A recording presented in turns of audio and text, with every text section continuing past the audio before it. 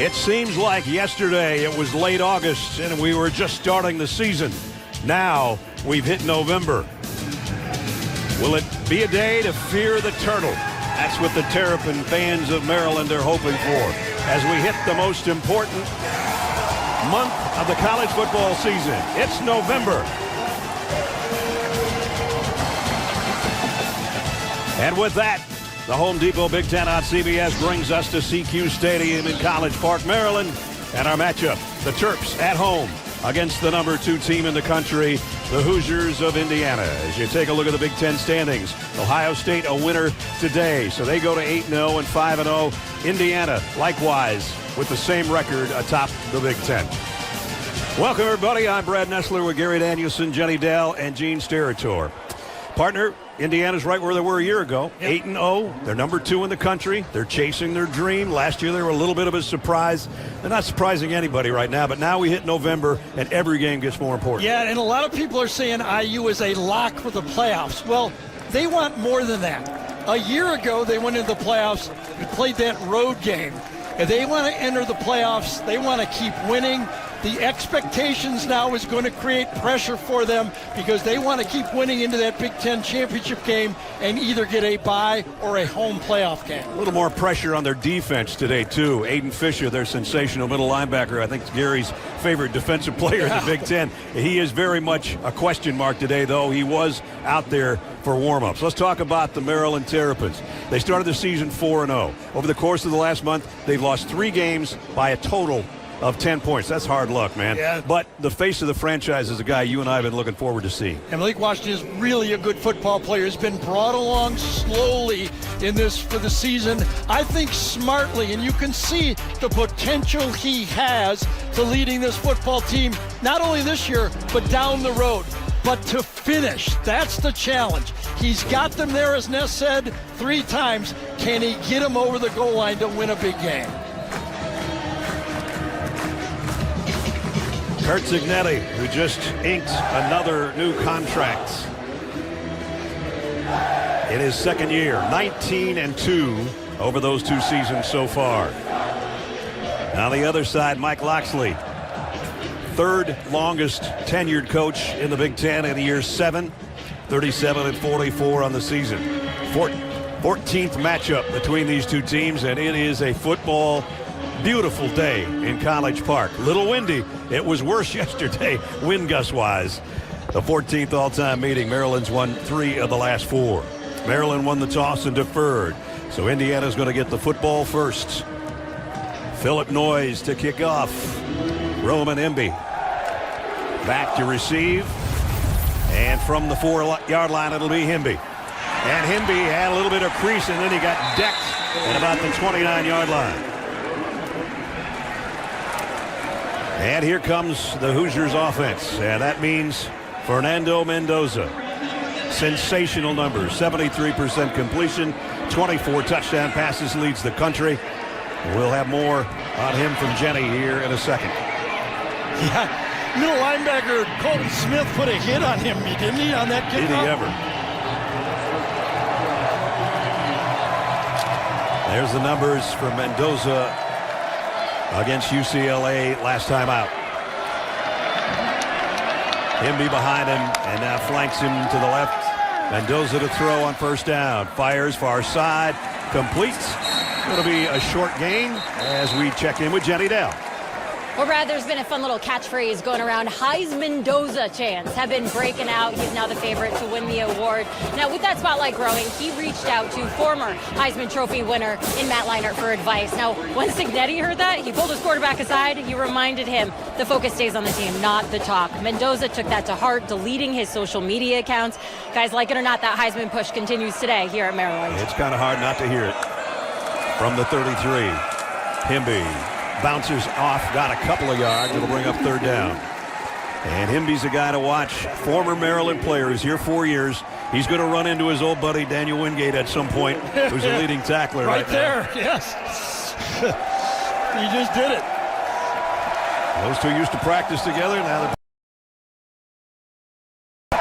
those 2 used to practice together. Now they're playing against each other. 3rd down and 4. And Indiana is best in the country at 3rd down conversions. And this is normal. Usually they're controlling those short yardage 3rd and 4, 3rd and 5. Four-man rush. Mendoza fires near side. It's intercepted. Picked off by Glasgow. Down the sideline. What a play for the Maryland defense. That's their 15th interception of the season. And only the 4th thrown by Mendoza. And that's the 3rd consecutive game now that Glasgow has had an INT. He squats on this one. He plays the down and distance. He guesses the throw. There's the matchup right there, man to man. They go at it, and watch this. He's going to go outside technique. He knows he's got help inside, and he guesses, and he reads the route. What a play for this turnover machine, by the way, for Maryland. Huh? They are. They're plus 11 in the turnover category. 2nd in the country coming in with those 14 interceptions. Now here's the challenge. This is where Maryland has had trouble scoring in the red zone. They're one of the worst in college football. Juwan Williams, the tailback. And he'll get the call. And got only a yard. Just that quickly, we see Malik Washington running the show, the freshman who's put up sensational numbers, some of the best by true freshmen in the entire country. As you take a look at those, and it's going to be 2nd down here, trying to take advantage of the interception. Just to give you an example, Maryland has been in the red zone 26 times this year, and they only have 11 touchdowns. 133rd in the FBS out of 136. Now it's Nolan Ray, the tailback. Washington to the air. Got it down around the 6. And got it to Octavian Smith. And as you've seen, Isaiah Jones, number 46, making that tackle. He's in there. Watch them. They play a lot of zone. They close on those tackles, and Isaiah Jones is not a bad backup for a middle linebacker. No doubt. One of the 3 that play all the time. Well, this would be a huge stop for the Indiana defense if they can get off the field with just a field goal. 3rd down conversions have not been good for Maryland either, but they've got a golden opportunity here from the 6-yard line. Washington moves to his left, in a lot of trouble. And incomplete, probably a good thing it was incomplete, intended for Dorian Fleming. Incomplete, and they'll bring up a field goal try. Yeah, you could see it right there. The 1st down run, they wanted to run the ball inside the 20 today, did not gain much. Now 3rd down play. Look, there's really nowhere to go with the ball. Everybody's blanketed. Trying to throw on the run isn't going to work, and the pursuit by that pass rush enough for him to try to dump it off. A win for this IU defense. No doubt. Brings out Sean O'Hare. And more of the same for the Maryland red zone offense. This will be a 24-yard field goal attempt by Sean O'Hare. He's only missed 2 kicks ever over his 2-year career, both field goals and extra points. And this one's up and true as well. Well, they were hoping for a touchdown, but a stop by the Indiana defense. The 4th interception of the year by Jamari Glasgow. Couldn't quite take it to the house. Only the 4th thrown by Mendoza all season, but he got away with it a little bit. Thanks for calling Discover. This is Diane. Hi. A little bit here, the little parts of the game, hustling just a bit. Omar Cooper's coming across an interception, and he hustles to save the play. It wasn't just the defense that held him to 3. Cooper doesn't, and also Carter Smith. There was no place to cut back those little plays. The other question was, as much as you're struggling to score a touchdown, does Coach Loxley say, do I go for it down there? He took the point. I agree with that. Yeah, I do too. Especially this early. Get out in front of Indiana. That's something most people don't do. They beat opponents by an average of 34.5 points a game. So any points you can muster, get them while you can. Yeah, how about defensive coordinator Ted Monachino said to us, we're going to man up on these guys, and they did on that first play.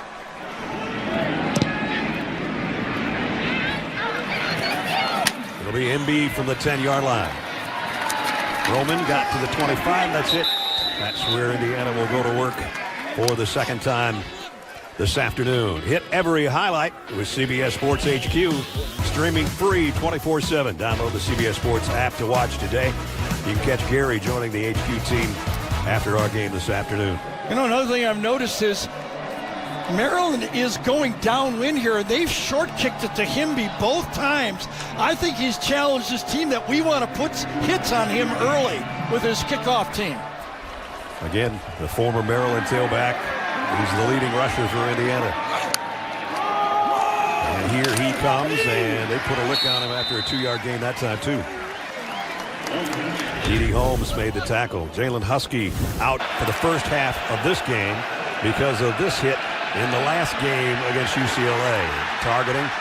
So the starting safety, and that means Messiah Delhomme is the guy that's the third safety, so basically is starting today in that Maryland secondary. Yeah, he's playing the field safety in this lineup right there. Mendoza in trouble. Doesn't get sacked much, but he did there. Nice job by Evan Thomas first. And he got help from his friends. Was it Sidney Stewart, number 29, that also got in there? Thomas, Inside 98. rush, and then Stewart cleans it up at the end. He actually punched at the ball, too, trying to get a turnover. Wow. Look at this start for the Maryland defense. Thomas, a 328-pounder, and then Stewart, the guy that's going to be a star, a freshman. As Gary said, cleans up. And that is the 23rd sack of the season by the Maryland defense. They're opportunistic, man. They sure are. Third down at 16. Here comes a blitz. And right over Himby. Just gets bulldozed by David Wingate and Lavian Scruggs. Well, I'll tell you, they're coming after him. This time it's Lavian Scruggs, as Ness called it, coming from the secondary, bringing that extra man. They are attacking this IU offense. Coming from off the play this time, right here in him, unblocked. You're going to have to pick that up with a running back. They can't do it. They got 2-on-1, and IU fortunate they didn't turn that ball over twice in this series.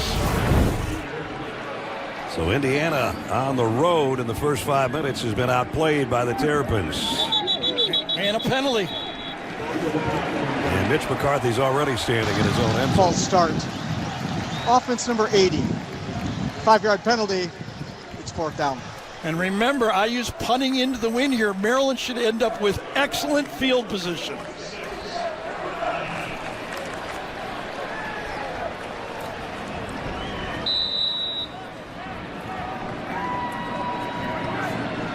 Farouk waiting on the punt. And that one's going to roll dead around the 45-yard line. As Gary said, perfect field position for their second offensive set. Not a good start for Indiana, but a great start for the Maryland defense, including an interception and then a big sack and then running over Roman Himby. Hilarious. New DMV CBS Monday, 8:30, 7:30 Central Time as we check in with Jenny Dell. Yeah, well, Indiana linebacker Aiden Fisher, he left last week's game against UCLA early with a lower body injury. It seemed to be focused around his knee. We were told he is a game-time decision. He warmed up in uniform, but he remains on the sideline, guys. He's not entered the game, no helmet in his hands. Signetti told me they have a linebacker rotation all year long, so he's expecting Isaiah Jones to continue his strong play. Isaiah Jones will be the green dot guy. He's listening to every play call, though, as you can see with the earpiece in. And there's Isaiah taking that spot of Aiden Fisher's. First down, second series offensively, and that one skips off the hands of the intended receiver, DeJuan Williams. Incomplete. Players to watch in this game looking for explosive plays, and Shalik Knotts is a guy that could help the cause for Maryland's offense. D'Angelo Pond's one of the guys that'll be covering him today. An All-American, second-team All-American a year ago for Indiana. And this has been a problem all year long, running the ball. They get a couple out of that. They'll bring up 3rd down and 8. Part of the game plan for Maryland, and when we met with Pep Hamilton, their offensive coordinator, he said, if we run the ball, we want to attack the middle of the IU defensive line. There it is in the middle, Pep right there. Longtime coordinator. stint at Michigan in the Big Ten, so he's familiar with this football. So 3rd down and 8 for Malik Washington and company.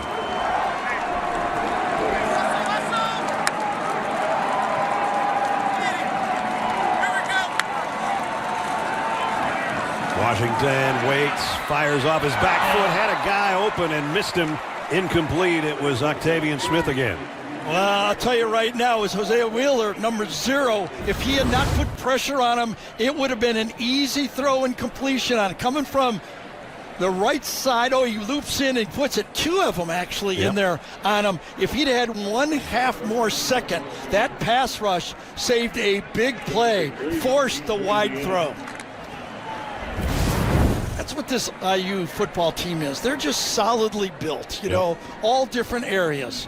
Bryce McPherson, the punter, and Jonathan Brady waits on the other end. Let's it go, and goes out. Let's see, at about the 7-yard line. So it's been a horrible start for IU in this football game, basically half the first quarter almost, but just a 3-0 game. They have survived it. And they have faced every adversity through an 8-0 start. Nothing spooky for them so far. Presented by the Home Depot, Gary. Yeah, IU is not rolling yet, and you would think if you have a Heisman quarterback, it's going to be built about the passing game, but that is not just the case with this Hoosier offense. They get you in every way. Great blocking offensive line, keep you off balance, but they do run the ball. And they're just not a yank it downfield. They're screening you. They're keeping you off balance in the passing game. And then Mendoza does what he has to do. Well balanced, making the plays they have to all year. Just to give you an example, Heisman Trophy quarterback, he's only thrown more than 30 passes in 2 games all year. Well, he's pretty effective when he throws. So far, not today. And here's probably their best play of the day so far. The first 2 series for IU, 3 plays, 5 yards and an interception. Their last series, 3 plays, minus 16 yards and a punt. Yeah, it wasn't hard to pick out a good play right here. They do get a little bit of a push up front, get what they need on first down. That's exactly what a running offense wants. Remember, one change in this offensive line for IU. Starters have started every game all year, but Drew Evans, left guard, will not be playing. In there, Mahalski, number 75, Zen Mahalski. They fake it to Kalon Black, throw out on the flat, and not going to get the first down. Omar Cooper, and it's going to bring up 3rd down again, 3rd and a couple. Watch Jamari Glasker, number 14 here, take the outside of this play and force the ball inside to the help. Watch him take the outside shoulder of the blocker and force it back inside. That's how you play defense. 3rd down and 2. 3 receivers to Mendoza's right. They'll keep it on the ground, and they get the first down. And extra yardage as Kalon Black keeps driving the legs. Transfer Pat Coogan from Notre Dame. Watch what the center does on the combo block on this play. Makes it go. Helps the guard, and then finds the middle linebacker. Beautiful job. Kalon Black and Roman Hemby basically do the same things. They both came in with over 500 yards rushing. And that was the best run so far today. Nothing like a running game to settle things down. Absolutely. First down. They'll keep running, and it's Black again. He's running tough for about 7 more yards before Daniel Wingate brings him down. Kalon Black is one of those 13 James Madison transfers that this program was rebuilt on. Kurt Signetti's JMU guys, one of the holdovers, effective at JMU, but a good 1-2 combination for this IU Hoosier offense. 4 years at James Madison. He gets a breather and a drink of water as Hemby comes back in at the tailback spot. And now it's Roman. And Roman's got a first down, dragging his would-be tackler Cam Rice with him. I'll tell you, Pat Coogan, again, we saw some great Iowa offensive center play, but watch Coogan again, help left. Remember, that's a new guy to his left. over there playing guard, helps, and then fills again on the middle linebacker. That's a veteran move. Isn't that a good one? It's a good one. He knows he's got a new guy over there. Mahalski has not played a lot of snaps this year. Only 36 in the last 7 games, but he's starting today. Now after those runs, a 3 wide out offense on a first down. And they will keep running it. Himby, 2 or 3. Jenny. Yeah, real quick, guys. Elijah Surratt is now in the injury tent for the 2nd time since this game started. I'm trying to figure out what exactly is going on. I'll update you as soon as I know, but he is not out on the field. He is their leading receiver in yardage, receptions, and touchdowns with 10. Yeah, Charlie Baker, number 80, is his substitute in there right now in the slot. 2nd down and 8 from just inside the 41. And that one batted in the air, incomplete. Ian Thomas or Cam Rice, somebody got a paw. Yeah, it was Ian Thomas, number 98, that got it. Another pressure. This pass offense has not been pressured like this. Only 43 times this year has this offensive line had pressure, the defense had pressure on Mendoza. So far, we've seen 3 or 4 of them. And another 3rd down and 8.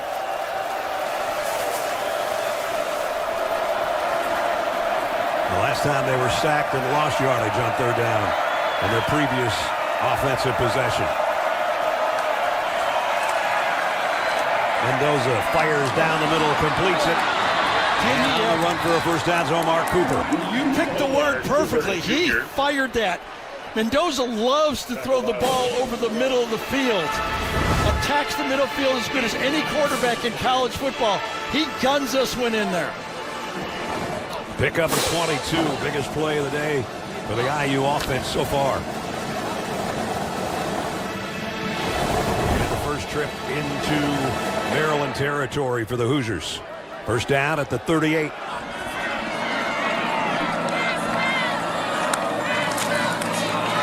And now it's Mendoza on the keeper. And Fernando's got a big gain down inside the 20. Well, it doesn't happen often, but we showed you in that little package that he does have the ability to get outside the pocket. This is one of those zone reads. Getting a lot of pressure from the defensive ends, keeps it. A little bit of tempo now for Indiana's offense. Quick throw out in the flat, and it's Cooper again. Cooper, a little hesitation, a stiff arm, and he might have a first down. Pass complete, Omar Cooper Jr. Good looking run after catch by Omar Cooper. Did Charlie Baker get away with a little hold on this one? I thought he grabbed the defender. Let's see what happens to him right here, to the left side of the screen. Watch him. Yeah, he kind of pulls him down on the play. Becker, excuse me. Thank you. Got the Charlie part of it right. At the 9-yard line, it is 1st and goal. Red zone is a good spot for Indiana's offense this year. Kaylon Black got to about the 7. Carlton Smith made the tackle. This is what Jenny was talking about, going back. Surratt, kind of a little bit of a limp and grabs maybe his hamstring on the right side. Did it happen on the interception play? Or was he chasing it down? Because you could tell he was hurt prior to that play. 2 tight ends for Indiana on 2nd down and goal. Trying to take the lead here in the first quarter. And that one's not going to gain anything. Nice job by the Maryland defense, and Thomas again from the interior made first hit on Kaylon Black. Yeah, I wonder if Mike Shanahan looks at that one and says, I wonder if my quarterback could have kept that one. I thought he had the zone read key for the walk into the end zone. That guy's had a good first quarter. He sure has. 3rd down and goal. Indiana 39 out of 44 in the red zone, and 33 of those have been touchdowns. And they're looking for one here on 3rd down at the 7-yard line.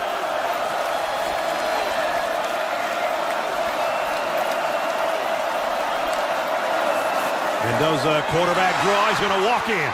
Touchdown, Indiana.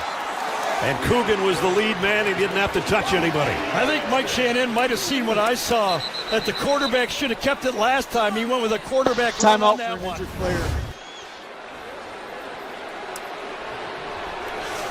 Goes in motion, middle linebacker leaves the box. He knew it before the ball was snapped. What a drive by Indiana. Khalil Benson is the guy shaking up the right tackle, and he's going to hop his way to the sideline. And remember, coming into this game, not one offensive lineman for IU had missed one start. Now they could be down 2 of them. Right here, right tackle.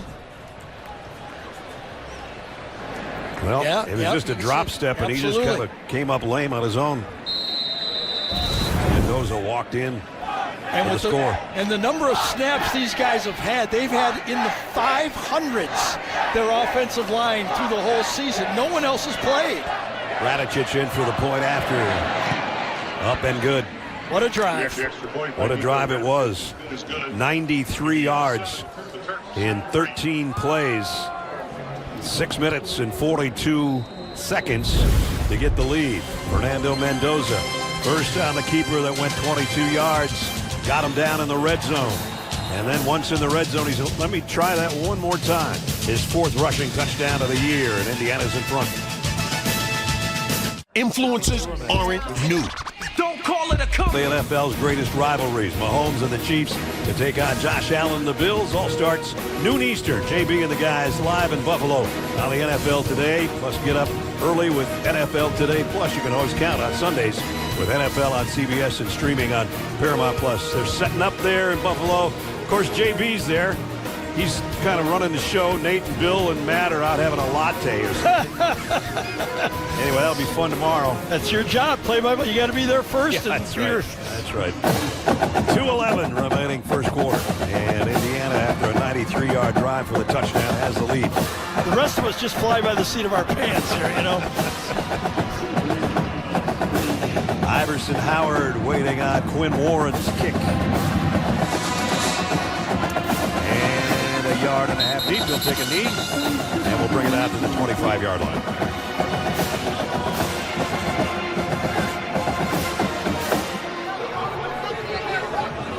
Malik Washington bringing out the Maryland offense. He walked into our meeting yesterday, and I looked at Gary and I said, he's a quarterback? 6'5", 230 pounds. Really nice chat we had with him yesterday. He is the face of the franchise right now. Yeah, I mean, nothing so far for this Maryland offense. Got the field position, do not have a first down. 8 yards. DeJuan Williams, the tailback in the pistol behind Washington. Going to be a quick throw, wide receiver screen. Got a couple of blocks. And down the sideline, best play of the day. And it's Farouk with about a 20-yard gain. Yeah, absolutely. You said it. A couple key blocks. Jalil Farouk takes it. Good block outside by Webb. The first block. And then inside, Knott's got a good block. Spotted at the 46-yard line of the first down.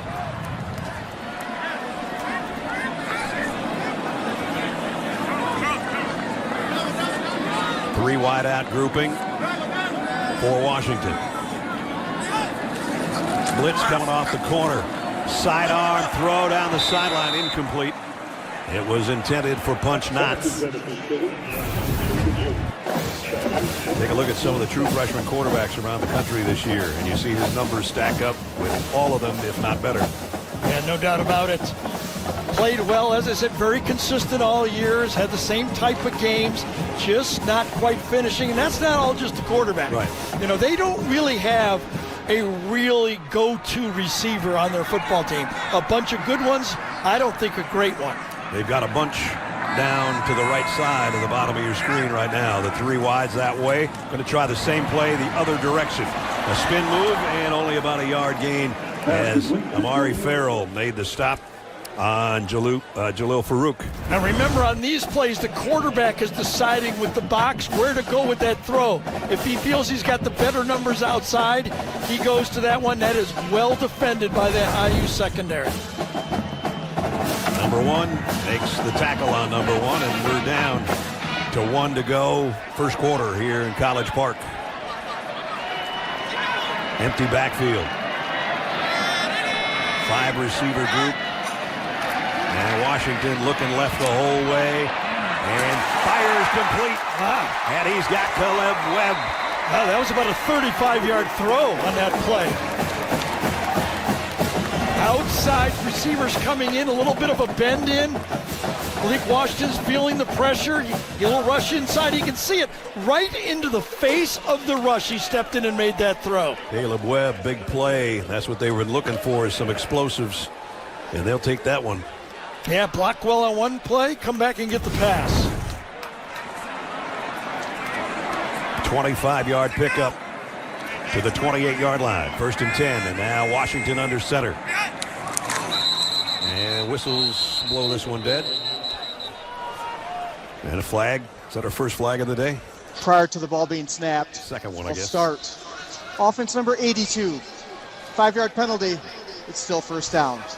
It was on Daniel Owens, one of the tight ends. Yeah, one of the newer ones. We listed 4 that we were told that Owens would play in the game. He's attached on this play. Yep. Just leaned a little bit. A little bit, caught.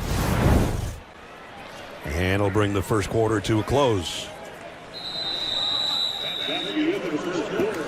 So Maryland on a drive. We'll see if they can continue that drive as we move to quarter number 2 on their home field. Trying to snap a 3-game losing streak. Indiana trying to go to 9-0 and 6-0 in Big Ten play. The day after Halloween, turtle time in College Park, but it's the Hoosiers who are in front. Everybody's loving that Grubhub deal with Prime, huh? Offense, first 2 drives did nothing. Then went 13 plays, 93 yards. That was huge. Now Maryland converts 3rd and 9. We got to get something done on defense. So we knew it was going to be this kind of game. The mistakes are our own doing, and we got to play better. So that about sums it up, Kurt. Washington throws, and he's intercepted. Picked off by Caden Turner. I'll tell you, Mikhail Kamara, number 6, or Stephen Daly, number 8. I cannot tell which one put the pressure inside on the throw to force the throw. He did not see the defender at all coming out of it and makes the play. What an oven by Turner. It was Kamara. Has not had a big year like last year with the pass rush, but on that one, he forced the turnover, his pass rush. That's the 12th interception of the year for the Indiana defense. And Caden Turner with a big one there as Maryland had a drive going, as Coach Signetti was talking about. We got to come up with something on defense. Well, number 14 just did. That's pretty good something. Yep. So they take over at the 22-yard line. Caden Black. And he's still driving. Got him out across the 25 to the 26-yard line. Jenny with an injury update for us, I think. Yeah, I talked to Coach Signetti there. He said Elijah Surratt dealing with a tight hamstring. They just put a black wrap around his right thigh, so he's hoping he can get back in there. As far as right tackle Khalil Benson goes, he limped into the injury tent. They wrapped up his left ankle. Coach said Benson normally acts like he's dying out there, but he'll probably be back. Well, I can add another one for you, Jenny. Caden Turner just had that interception, just limped off the sideline. And he may also be heading to the tent. We'll wait and see. Yeah, and 67 is in the game, Benson.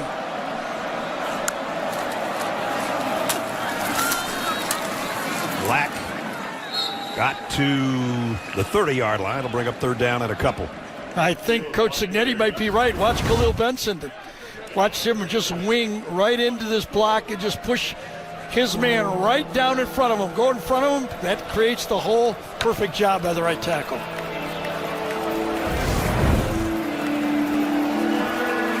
Signetti knows his guys, doesn't he? He does.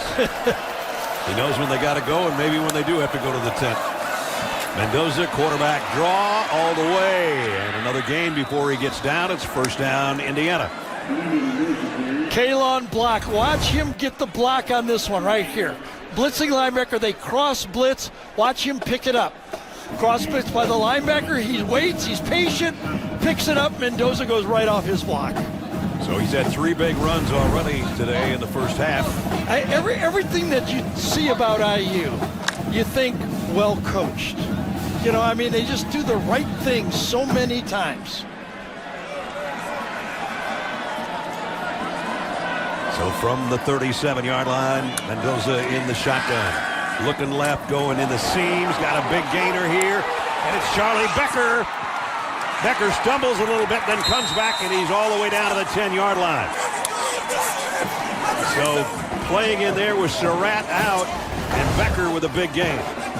Yeah, inside they just crossed one receiver with another. Becker goes down there 8 yards, turns around and runs with it. The little bit of the motion on the play confused the Maryland man-to-man coverage. They got it at the 11-yard line, and now it's Himby. And Roman Himby goes for 3 or 4.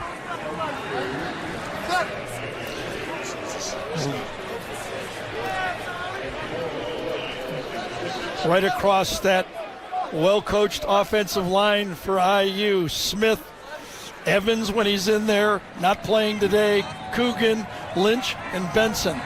A lot of experience up there. Well, after that 52-yard pass and catch to Becker, Indiana knocking on the door again at the 7-yard line. Roman Himby going wide, got a blocker in front, puts his head down and drives inside the 2-yard line. And that's going to be good for a first down. Let's see how he runs behind his pads, makes people miss, and runs people over. And one of the guys he ran over, and there's a look at Roman Himby, 4 seasons here at Maryland. One of the guys that, as Gary said, ran over is still down on one knee for the Maryland defense.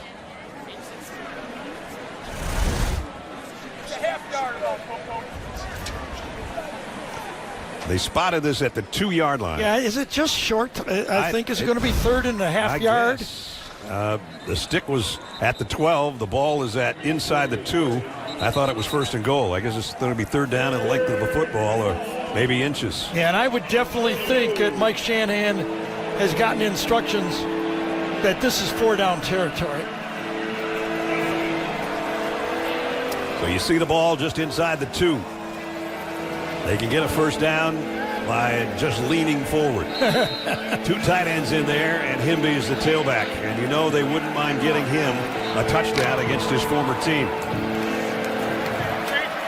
He's to Mendoza's left on 3rd down and a couple feet. He gets the call, and he's trying to get to the first down. He's definitely not going to get to the end zone. And I don't think he got to the first down marker either. It was stood up right at the line of scrimmage right away.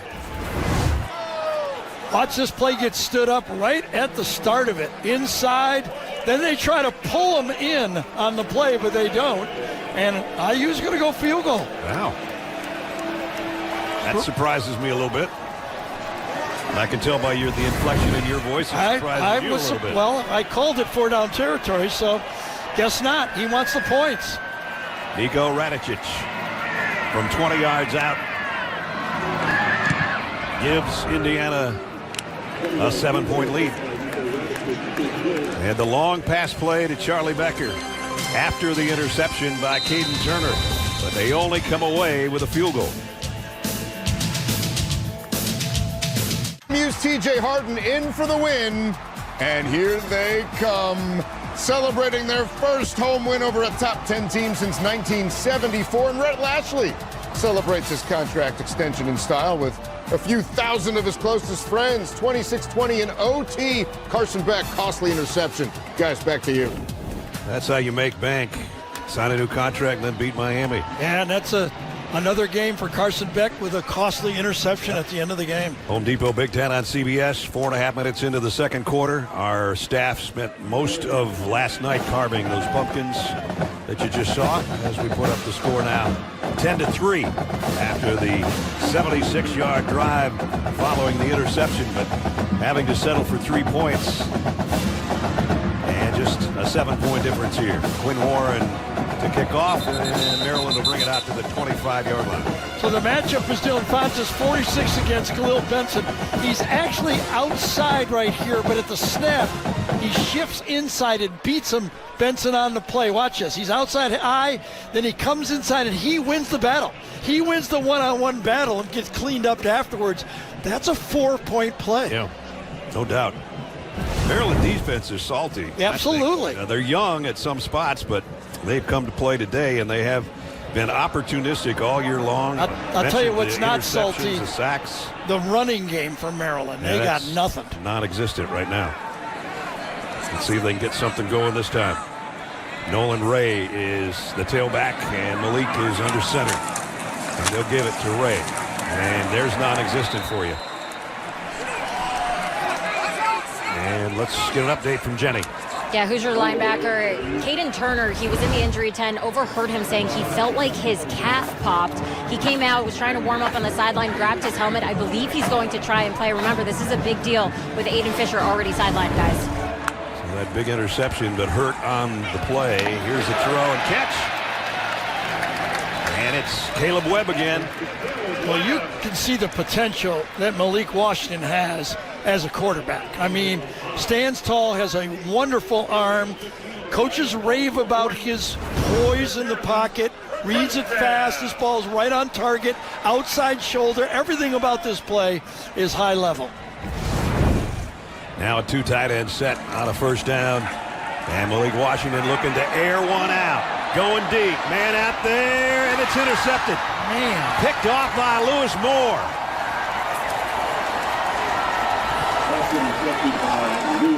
His 5th interception of the year. Hey, you talk about ball skills. Ball skills by a safety. Watch him track it and time it. It's a perfectly thrown ball. That is what you dream about for safety. He looked like the wide receiver on that one. Sure did. Pick number 5 for number 7. Ball back to the Hoosier offense when we come back. The 3 for me, only at Chili's. Now serves up the all-new Big QP for just $10.99. This territory that's open, you're going to get the post right into that area, but the free safety, Lewis Moore, comes up with it, times it. The transfer from Ole Miss, I'm going to give some of this interception to his lawyer because, remember, he won his law case to get in and be able to play this year, and he comes through with that. Good attorney gets him on the field, and he makes the play. He was at Indiana, went to Ole Miss, now back at Indiana, and a huge play. I think he won his court case like in August or September to even be able to play. We'll have to check in with Matlock. From the 16, Hemby for about 4. Next Saturday, time to get serious on the pitch. NWSL playoff quarterfinal starts next Saturday at noon Eastern on CBS and streaming on Paramount+. That's another great job, that play by Lewis Moore, by this Indiana staff, bringing in people that fit them. Everybody he brings in seems to be a contributor. As you look behind Fernando Mendoza and the Indiana offense, a 2nd down and 6 at their own 20. And the quick throw to the outside is complete, but only about stretching it out for a 4-yard gain is E.J. Williams. And then that puts Indiana in that comfort spot. And why they do so well on 3rd down is because they get it in manageable. This thing should have been stopped for like 3rd and 7 and ends up being 3rd and 3. E.J. had a big game, his first 100-yard game in the win over UCLA last week. 5 catches, 109 yards, and a couple of touchdowns. They're still 2 shy here on 3rd down, following the Lewis Moore interception.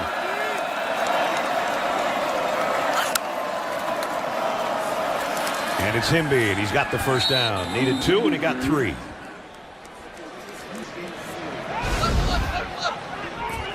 When you go back to the beginning of last year, Indiana was worst all-time in winning percentage at .419. And now, after 19 wins and just 2 losses for Coach Cignetti, they've moved it all the way to 4-2-4. 5/100ths of a point, basically, right? We were trying to wonder how you get up around 50. He's going to have to sign a couple more contracts. Exactly. First down to the 27. Mendoza off play action. Throws. And a perfect throw, and he just flat dropped it. Omar Cooper. Doesn't happen much to this IU receiving corps. Cooper coming all the way across that tight split. They really bring in their splits. Comes across. Ball is perfectly thrown. Defender way behind. And just coughs it. And just thinking about where he was going. Sure it was. Forgot to haul it all the way in. Yep.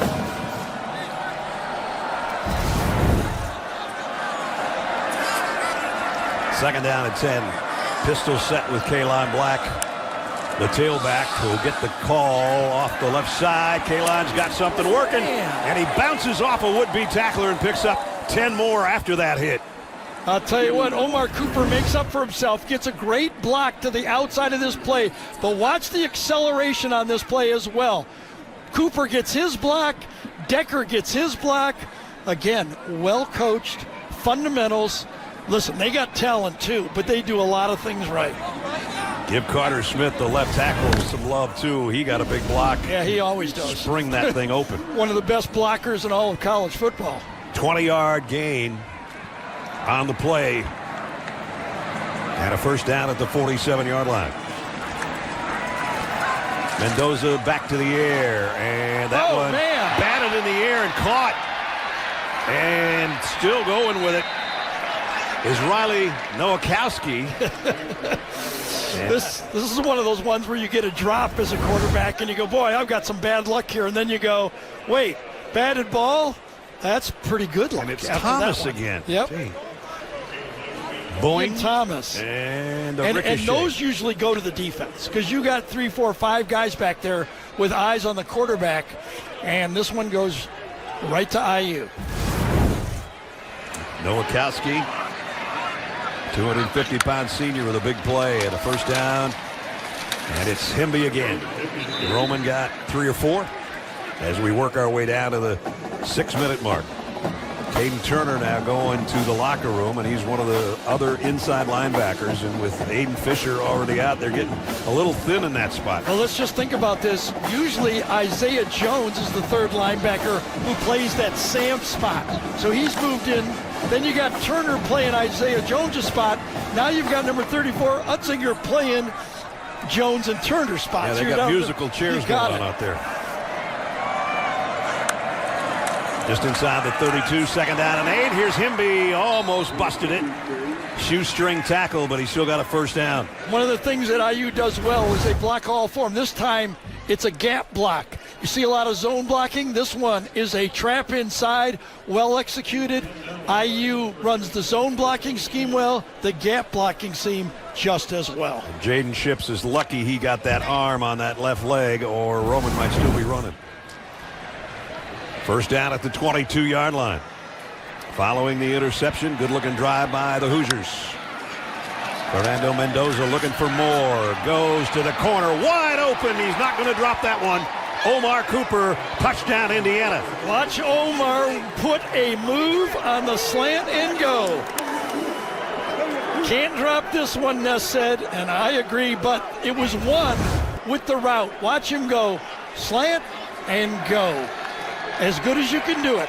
Oh, man. Pretty route, easy throw and catch. And a really smart play by coordinator Mike Shanahan on that one. Remember how they're jumping the routes early in the game? He said, all right, you're going to jump on us. You're going to get the double move. Extra point coming up from Radicic. The same guy that got the interception, Glasker, is the guy they baited for the touchdown.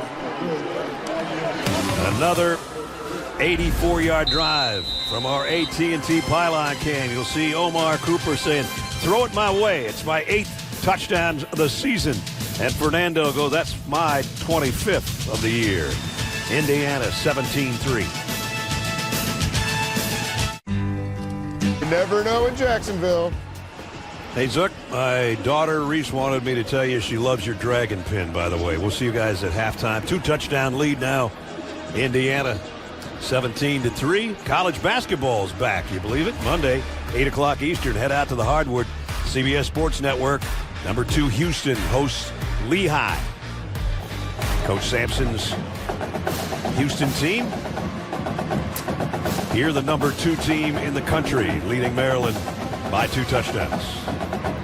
Courtesy of a Mendoza run and a Mendoza touchdown pass and a field goal. Maryland now bringing it out, and they'll start at the 25-yard line. Indiana's defense. Yeah, there's been questions about Kamara's health. Had been struggling just a little bit, not making the plays, but in this game, he's doing a bit of everything. Dropping into coverage, making the plays, pass rushing, forcing an early throw. And then coming inside on this one, watch this move, forcing the interception he's had. You don't have to just get a sack to be effective. He's all over the field. And he was last year. 15 tackles for loss, 10 sacks, was near the top of the Big Ten. Hasn't finished some of those plays, but he's finishing some here in the first half, as Gary said. That pass is just over the outstretched arms of Kamara and complete to Octavia Smith. Yeah, that's one of those ones where you, as a young quarterback, what IU is going to do to him is drop players he doesn't expect. When you're young, you don't read the defensive end on those plays. Well handled by this IU Brian Haynes defense. They do it as well as anybody. Looked like they're going to come one way and drop that guy, force you to make strong decisions throwing the ball. 3 wideouts for Malik Washington. DeJuan Williams with him in the backfield from the 37-yard line. Kill, change the play. Play clock down to 4, no problem. Oh, man. Williams, and he is wrestled down to the line of scrimmage by Hosea Wheeler. He did it again. Just beat that front by Maryland right at the point of attack. Tyreek Tucker, Landino, Wheeler. Watch him. Oh, a whiff up front for sure by Isaiah Wright. Hosea Wheeler came over from Western Kentucky in the portal. Malik Washington, plenty of time to throw, and he had a crossing route wide open, and he missed his guy. Yeah, DeJuan Williams that time the back. Little check down. That's one of the things they've been working with Malik is sometimes we chip with those backs, but your check down is your friend, and you're right. He put that on the number there. Well, we thought he was going to keep going. Malik said, I thought you were going to keep going. He kind of paused. DeJuan came in with 20 catches on the year out of the Maryland backfield. A field goal, a punt, a couple interceptions in the last 4 possessions.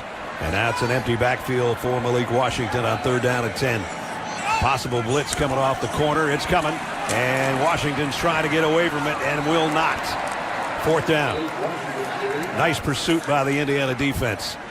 What's the attack comes off the slot, forces Washington up in the pocket, then watch the defense, what they did to UCLA and Nico Iamaleava last week. No scramble room. Same thing happened against UCLA. Nowhere to run the ball. Again, keep your eye on a quarterback. Zone defense, nowhere to go. Bryce McPherson to punt, and Jonathan Brady awaits. And fair catch called for by Brady. And Indiana's got it back offensively again. Really feel Maryland needs a stop here now, or this could get out of hand. Omar Cooper on the last possession for Indiana. Started it out with the drop. Remember that one? Right there. And he... Keep your head up. Got the block. And then one of the great routes we've seen so far today. And a touchdown. Listen, 8th of the year. Nobody minds a guy making a bad play. You just make a bad play, but don't hang your head. Keep playing, and he just did. 4 catches, 57 yards, and a touchdown. And only 2 catches a week ago against UCLA, so he's putting together a nice first half. Mendoza, the throw right on the money to E.J. Williams, and that's a first down. That's that back shoulder throw that Elijah Surratt does so well. We saw it. Remember in that Oregon game? He did it 3 or 4 times. That looks so easy, but that's not easy. I like you know that better than anybody. Personally, I like that throw as a quarterback better than the back shoulder throw. I want him to stop. I feel like I got more of a area, target to throw the ball. Black on the ground might take us down to the 2-minute timeout. Your guy, Ian Thomas, again made that play on that run. He's having a good first half. And now it's E.J. Williams who comes up limping. See what happened on this play. Yeah, you can see inside taking on 2 blockers and making, actually falls right into the back, the running back right in there. Got rolled up on friendly fire, and he's heading to the bench. Yep. Everything's okay right there. He's trying to get a block, and then that's not okay. Yeah. That scares you sometimes as much as it hurts. Let's see if he can shake it off. And now we will work our way down in the 2-minute timeout with Indiana with the ball and a 2-touchdown lead. Hoosiers started off slow. Maryland's made some mistakes, including a couple of interceptions. And then the Indiana offense got rolling. And right now they lead 17-3. Febreze. I don't know about y'all, but when it comes to working from home, I gotta have every part of my house clean. That means tidying up, then spraying my Febreze Air Mist to leave every room smelling fresh and clean. With that done, it's time to get to work. Thursday Night Football on Prime. It's on. This week, it's going to be loud as Las Vegas and Denver go toe-to-toe in an old-school clash. Stream Thursday Night Football. Raiders, Broncos at 7 p.m. Eastern, only on Prime. Got any aches? Exactly what they're doing. They are in the upper deck of the upper deck on the far side of the stadium. Well, it's been all Indiana. 13 first downs to 4. Maryland, a couple of interceptions. And they've rolled up 37 plays now after that slow start they had, and they've been pounding them. 25 out of the 37 have been runs. And that's been Kalon Black and Roman Himby. Right now it's Black that's in there. And he's going to come out as a receiver, at least right now, to show an empty backfield with Fernando Mendoza. From the 43. Mendoza pressured, throws, got it. Cooper, a diving catch. No, it came out. Yep. Boy, there was no mystery what was going on here. Maryland had nobody more than 2 yards deep on this play. Everybody's at the line of scrimmage. The ball was thrown well, but it would have been a great catch, and the ground forced it out. Nobody back at all. D.D. Holmes was putting a little bit of pressure on Mendoza, but the ball was well thrown. And Kirk Signetti says he catches those in practice every day. What happened?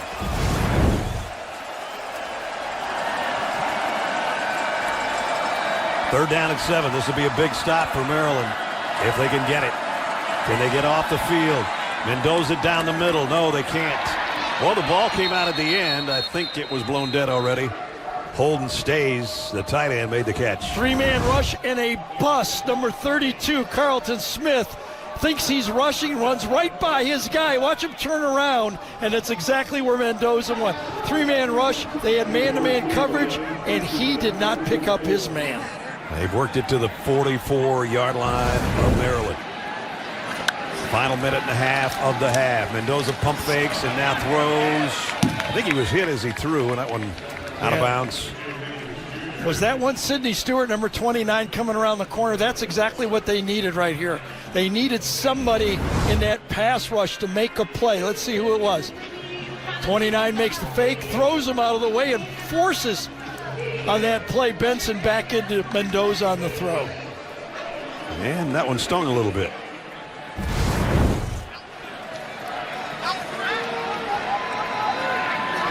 True freshman made the play on the last one. Mendoza, draw play, Himby. Himby got into the secondary, and he's got a first down run. Malone, the safety, made the stop, but not before he got 10 yards. Nice job that time by Carter Smith, number 65, pushing his man by. Now, this is right up the Hoosiers' alley right now. 33-yard line, plenty of time. 3 timeouts, absolutely. They would like to use all the clock and get some more points here before intermission. Got a minute to play, second quarter. Mendoza near side, and he's out of bounds, incomplete. And E.J. Williams. Coming up, Geico halftime report. Adam, Aaron, Rick, and BJ breaking down our first half and catching you up on all the action from around the country. That's all coming up. The Geico halftime report, 54 playing seconds from now. At the 33-yard line, can Maryland get a stop and prevent further damage by the Indiana offense? On the ground, Himby. Sidney Stewart made the tackle. And IU will Indiana's going to take their Yep. first time out at 49 seconds. So we'll take a timeout with them. We'll be back in 30 seconds and see what the Hoosiers can do on offense. With Domino's 2 medium, 2 topping pizzas for just $6.99 each, you can feed the whole team. Or you could get something else for about $6.99 each instead. Your choice, but it's hard to beat $6.99 pizzas from Domino's. Here, I'll take the burger out your way. Yet another toothpaste that does not whiten. Girl, this one works. Basic toothpaste stops at the top. Crest goes deeper to dissolve the bonds that hold stains to teeth for whiter teeth in one day. Crest. This Friday, don't miss the new hit drama that critics are calling your new CBS obsession, Sheriff Country. It's all new. It's Friday at 8, 7 Central on CBS. Brad Miller, Gary Danielson, Jenny Dell, Gene Steratore in the final 49 seconds of this second quarter. Indiana also will receive the second half kickoff. So if they win this middle 8, it's going to be tough on Maryland. Ted Monachino before came out with the all-out blitz. They'd like to knock him back here. 3rd and 5. Mendoza looking left, going that way. Ball is tipped and incomplete. Somebody got a hand on it, and that'll force a 4th down. He did. Came in again. He brought 5, maybe 6 players. Again, got tipped on the play. Pressure inside. Ball's tipped just as he lets it go to save the play. Cam Rice this time. There's big number 10 with a hand on it. And so they do get the stop. Now they'll wait and see about Radicic on the field goal. This is going to be a relatively long one. No, it's going to be 46. Yeah, and that's makeable for him. Yeah, comfortable with the wind, yeah, too. He's got the wind at his back.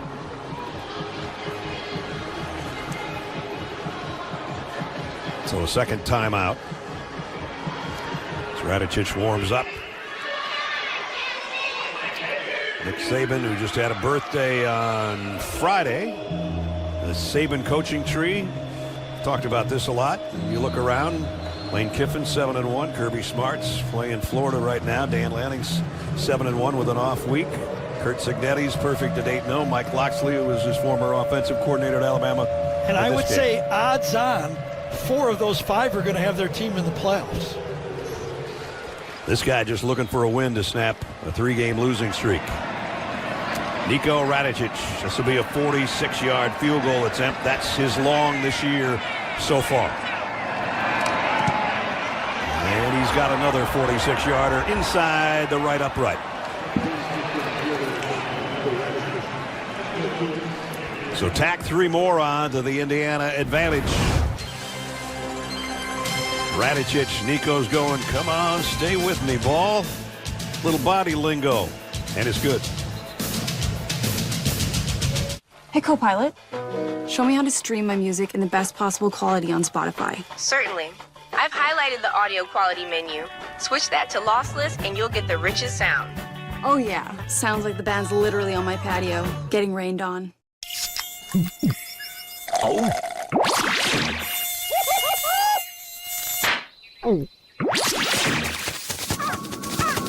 Huh? Nature sure is full of wonders. Red Bull gives you wings.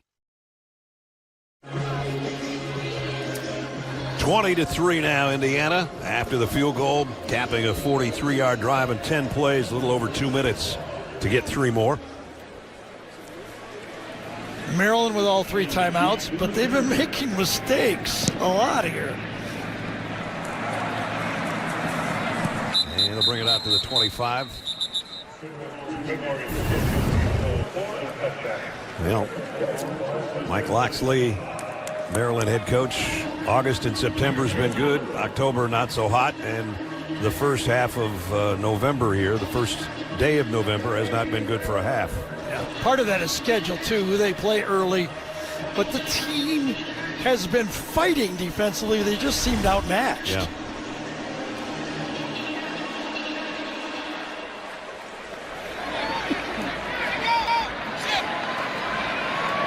Malik Washington, 4 wide receiver group for him here.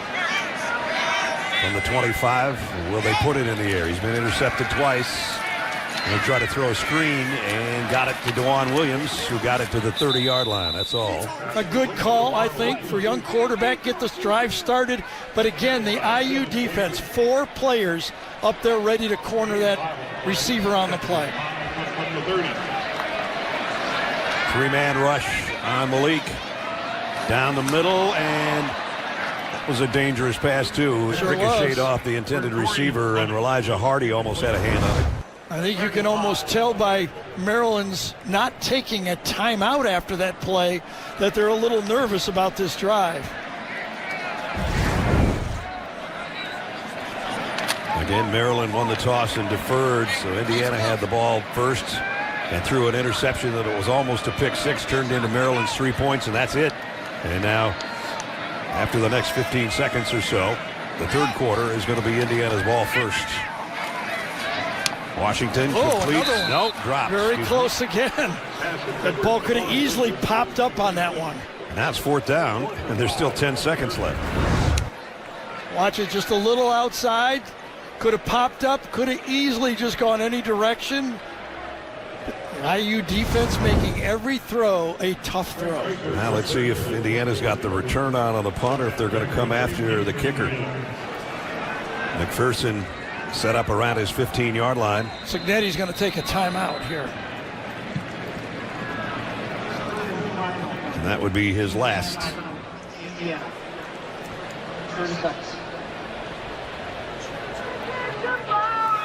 Now you have to decide as a special team guy, better chance to return one into field goal range or to block a punt.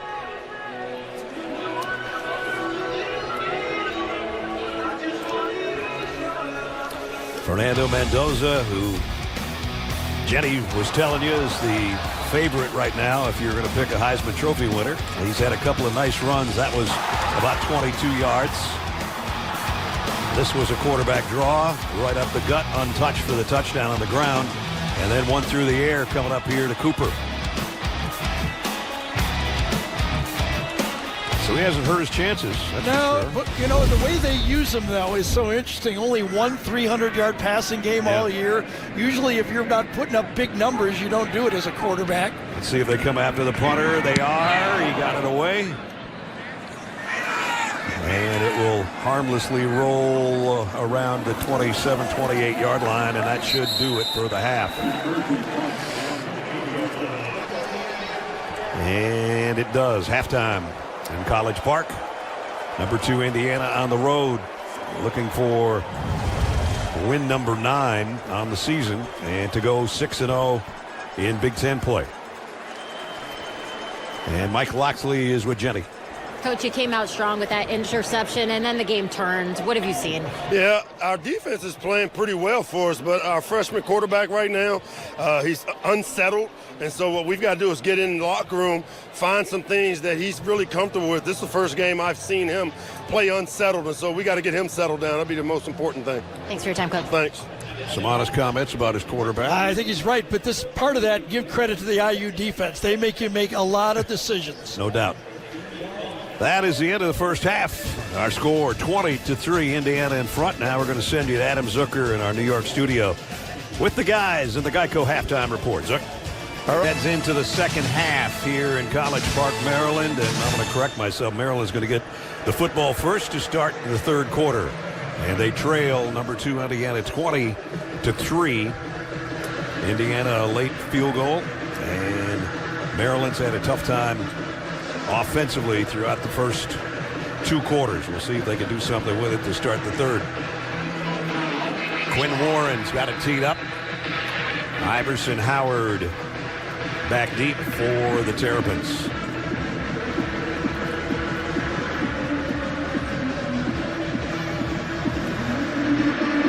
Second half underway. And they'll let this one go. Touchback, bring it out to the 25-yard line as we bring you back to the booth. Brad Nessler, Gary Danielson Maryland's got the ball to start third quarter. Question is, can they do anything with it? It's been tough sledding against this Indiana defense. Yeah, I think Mike Loxley was right there. I mean, their quarterback is struggling, and it's if you look at the IU defense, that's the reason. They're giving him a lot of looks.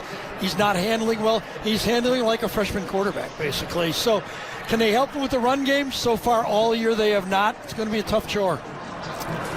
Malik Washington starts things off at the 25-yard line. A quick throw to the outside on a little slip screen to the slot man. And that picked up about 4 as we check in with Jenny. Got some injury updates for the Hoosiers with Elijah Surratt. He is dealing with a tight hamstring. Coach said it is precautionary right now. He's not going to play the rest of the game, but this is not a long-term injury. When it comes to Caden Turner, remember I overheard him say that he felt like his calf popped. Well, his calf did get a pull in it. He is going to be questionable for this game. Remember, that one is important because Aiden Fisher is out. And when I asked for the message of this game, he said, never play satisfied. We haven't put a dagger in this team yet, guys. All right, well, they're off to a good start with a 17-point lead. Here comes an end around. And the Indiana defense stretches that out, too. A short gain. Octavian Smith on the carry. And I wonder if it was right here, Jalen Husker, who did not play the first half because of targeting. Watch him just do enough to get through 2 blockers to say, I can't go anywhere else but outside. And again, the little plays that IU makes over and over again, refuse to get blocked, only giving the running back one way to go. That's winning football again. They only got about a yard out of that, so it's third down and 6. The opening possession of the third quarter from the 29-yard line. Everybody bunched in tight except the wide out to the right. And Washington got it on DeJuan Williams. And that's a first down. Nice job this time. I guess Coach went in at halftime and said, stay in the pocket, stay calm, find your check downs, and make the accurate throw. Gets a good football play out of it. I want to correct myself on that one. It was sharp on that first play, making that play.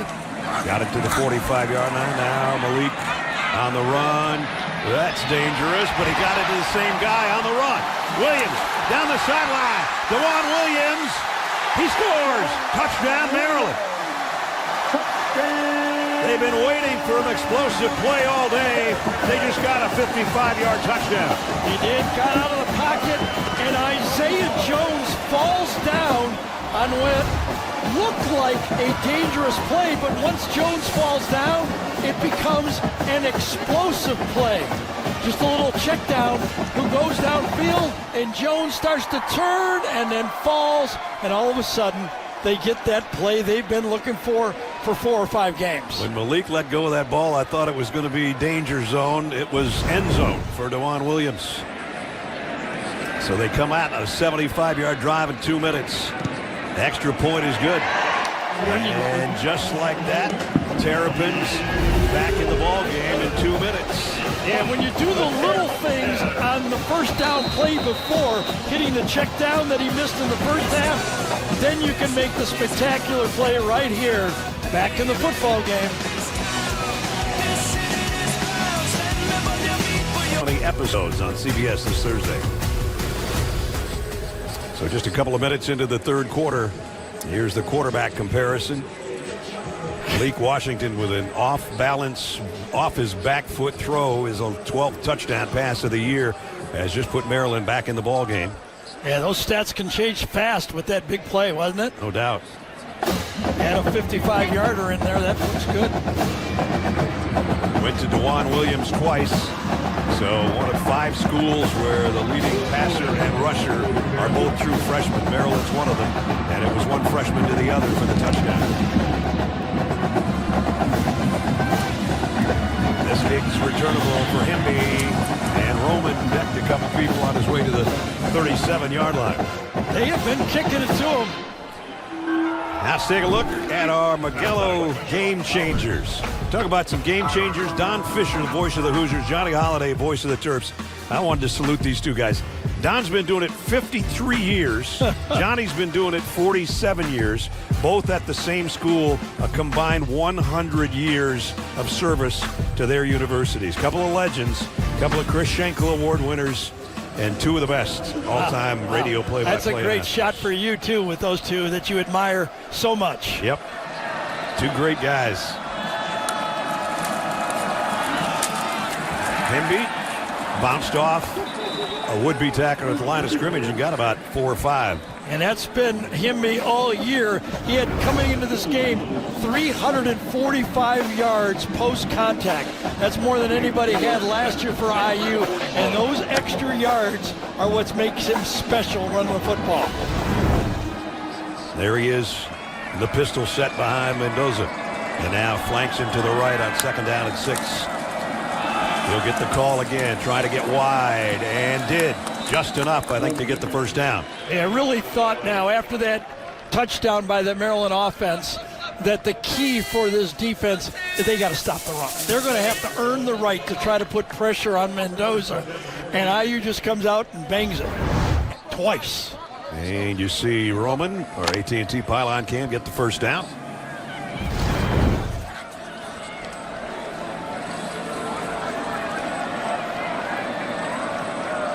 From the 48-yard line. Mendoza, the RPO to the outside, and Cooper made one guy miss and got about 8 out of it. Did he almost made 2 guys miss? It looked like it, didn't it? Came out there, just got it out to him quick. Good accurate pass. One right there, and then another. Wow, 2 of them. That's why I say we always get caught up in IU, and it's true, well coached, but don't sleep on how athletically they're good here. Right. They're good football players. Kalon Black now the tailback on 2nd down and 2. Hemby gets a breather. And Black gets the same results. First down. And he's still going. Needed 2 and got about 7 in that big pileup. Cam Rice is holding on for dear life. Number 10 on the bottom. Finally got him down. As it's time for our game trends presented by U.S. Army. And the rushing totals, as you see, are so lopsided. Yep. Fernando Mendoza, 4 drives, 188 yards, a touchdown on the ground, 1 in the air. And the Terps not going away with that 75-yard quick score to open up this third quarter. That is now 4.5 minutes long. Black, nice cutback, and he got it near the 30-yard line. So we've saluted this offensive line a number of times in the running game, but this time Holden stays, number 19. The tight end comes across and makes a good block out here. Look at this block right there, the tight end. Holds his man off, then wrap around by Bray Lynch. Again, that running game for IU.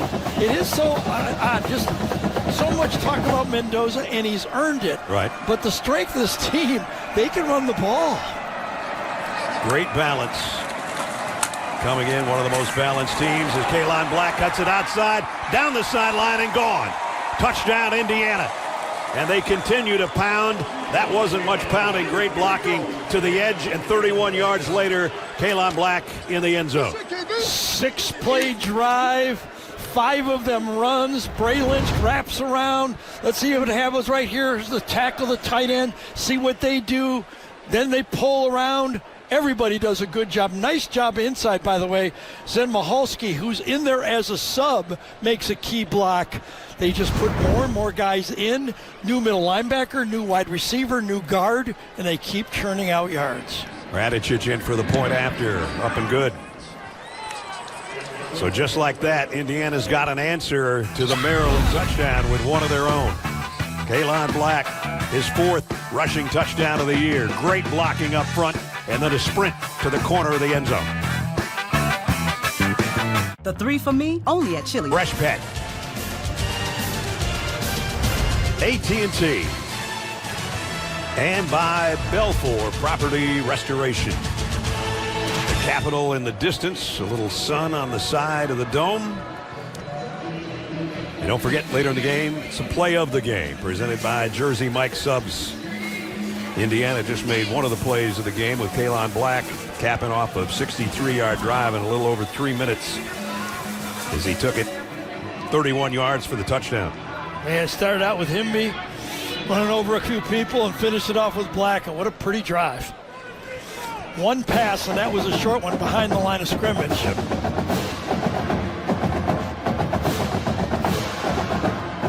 Quinn Warren got it teed up. Quinn in because Brendan Frankie, their normal long-range kicker, out with a slight injury.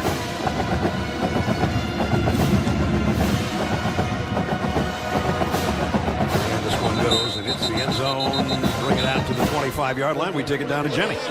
Well, Malik Washington's recruitment generated a lot of interest among the Terps online community, but one post in particular caught Washington's attention. It was his meme of a grandmother in a cage, joking that she wouldn't be let go until Washington committed to Maryland. So 3 days later, Washington committed to the Terps. He responded with the hashtag Free Grandma. The schools embraced the saying, making the video of the grandmother suiting up for a game in Terps gear. Check this out. If the video is anything to go by, we might be moving from Free Grandma to Free Safety Grandma, guys.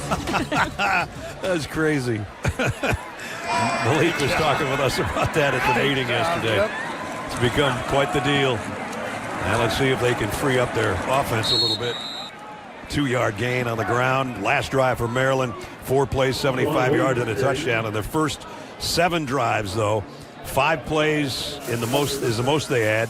And this is drive number 8 right now. A couple of those drives ended in punts, a couple in interceptions. And there's Malik's numbers on the day. 2nd down and 8.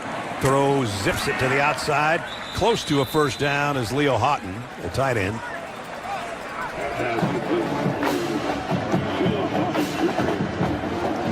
It's going to bring up 3rd down and about a yard.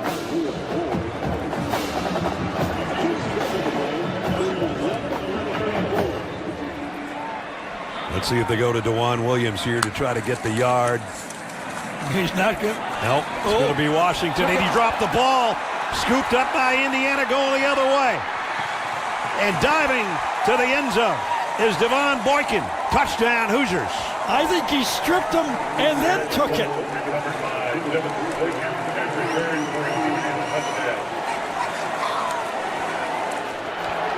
32 yards for the touchdown. Washington keeps the ball. Devin Boykin sees that he's got the ball. Number 12. Watch him come up and rip the ball out to the right side and then picks it up and just goes. Number 12 pulls it, takes it on one hop, and takes it to the house from 32 yards away.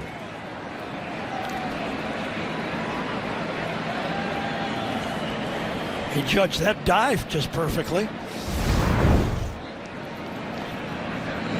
Boykin, who spent 5 seasons at North Carolina State, didn't play last year due to injury, and now he's got 1 interception this year and now a fumble recovery touchdown as Radicic hits the extra point to make it 34-10. I know that a lot of people get frustrated with these transfer things, but how about the opportunities that present a lot of these players? We're kicking off game day with a new. Don't call it a comeback. I've been here for years. In 1941, Jeep wrote the book on 4-wheel drive. Years later, the Jeep brand is still influencing. Some create trends, we create our own trail. Some send a smiling emoji, we smile for real. Don't call it a comeback. Jeep, there's only one. Right now during the Jeep Drive Into Fall event, well-qualified lessees can lease a 2025 Jeep Wrangler Rubicon gas model for $375 a month. Hurry, this great offer ends November 3rd. CBS Monday. We got a problem. Noah's working through his morning break. My God. Not on my. Were you going to say watch? That would have been tight. New hit comedy DMV. CBS Monday. Indiana 34, Maryland 10. 8:41 remaining in the third quarter. And it's been a tough day for young Malik Washington. 2 interceptions and now a fumble that was returned for a score, and over with Coach Loxley. Yeah, you know, he just had those 2 great plays on the drive before. Comes back out trying to answer a good IU drive. Really doesn't have any running game to help him. We saw this a week ago when Drake Lindsey struggled as a young quarterback and it snowballed on him. Let's see if the experience of Coach Loxley and building his quarterback for the future, how he responds. You and I have talked off the air about it, but how much different would the Maryland offense look if Roman Hemby was still a Terp and not a Hoosier? Well, I think at least one more win, I think at least. This kickoff is returnable. Iverson Howard bringing it out. And it's going to go about where he would have gone anyway, 25-yard line. Next Saturday, 3:30 Eastern, another big-time matchup in the Big Ten featuring one of these key games as we head down the crucial stretch of the season. Our coverage starts 2:30 with Zook and the guys on State Farm College football today. That's all right here on CBS and streaming on Paramount+.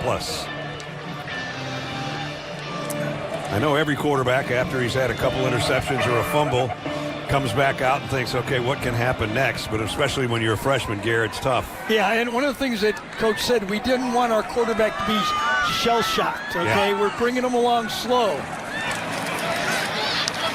Oh, and another fumble and another recovery by Indiana. This one's Byron Baldwin. And I think Baldwin picked his pocket again, just exactly like the play before.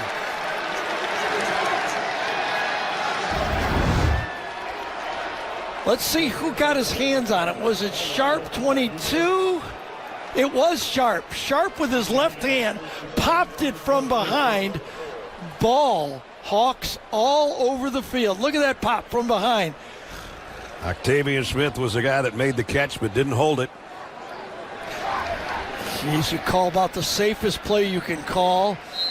Back-to-back quarterback keeper, fumble, throw it out there, and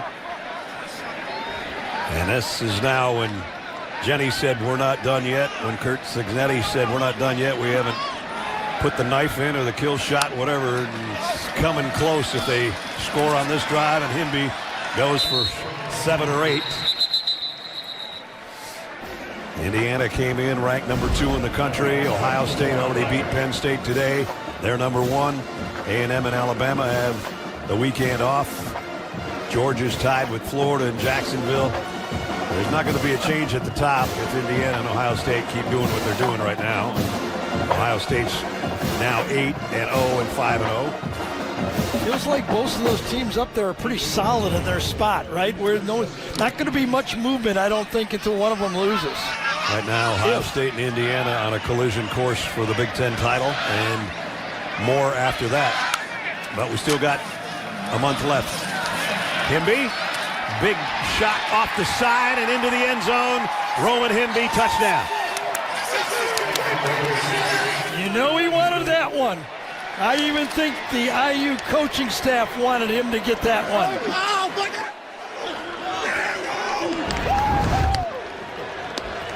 That blocking up front has been excellent all day. Again, they pull out. Good kick-out block that time by Benson, number 67. And then the twist into the end zone.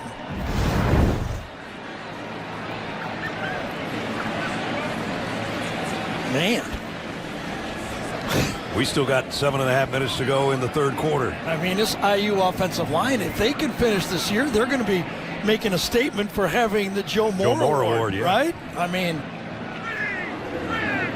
they have been exceptional today. Radicic's kick is up and good.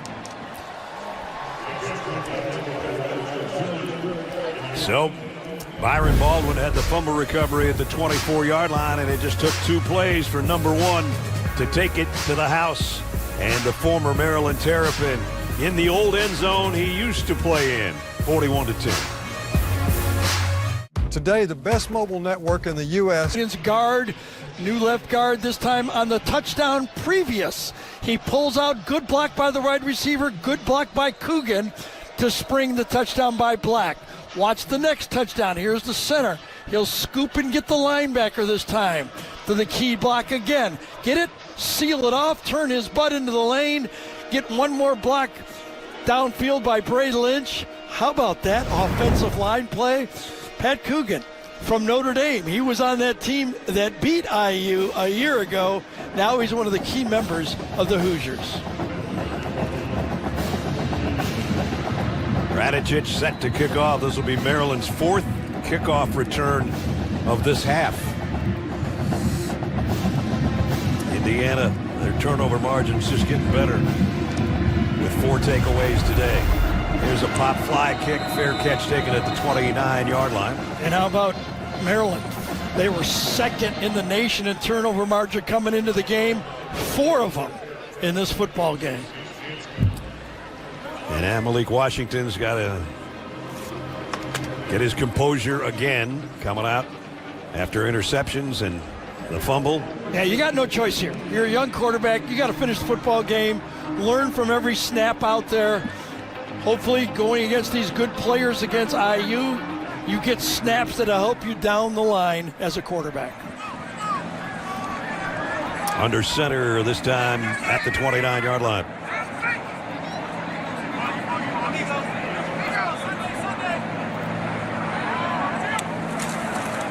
Nolan Ray on the stretch play, trying to get to the edge, and got about 3 before he got whacked out of bounds by Devin Boykin, right into the Maryland bench. Could have been maybe a late hit. Could have been. His feet were in the white there. Picked up 2. 2nd down and 8. 2 tight end set for the Terps.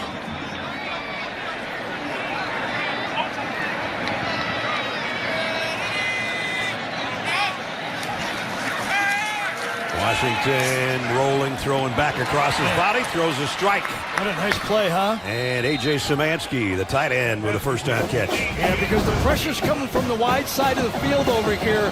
Good call. They're rolling away from it. Play action pass. He knows he needs to buy time. And as Ness called it, throwing almost against his body on that one. Beautiful play. A couple of his best plays today have been throwing like that, going left. This time, middle screen. And he's got something working to Fleming, the other tight end. Dorian Fleming down the sideline. And Fleming's got it. 1st and goal. Well, give credit to Pep Hamilton this time with the call on the blitz. Felt the pressure inside 5, coming right into the blitz on that play. Throws the screen. Great call. And a pickup of 45. Back-to-back throws to his tight ends. Has Maryland a 1st and goal at the Indiana 9-yard line. Washington, pressure coming. Floats one. Incomplete, intended again for his tight end. Is it a late hit? Late flag for sure.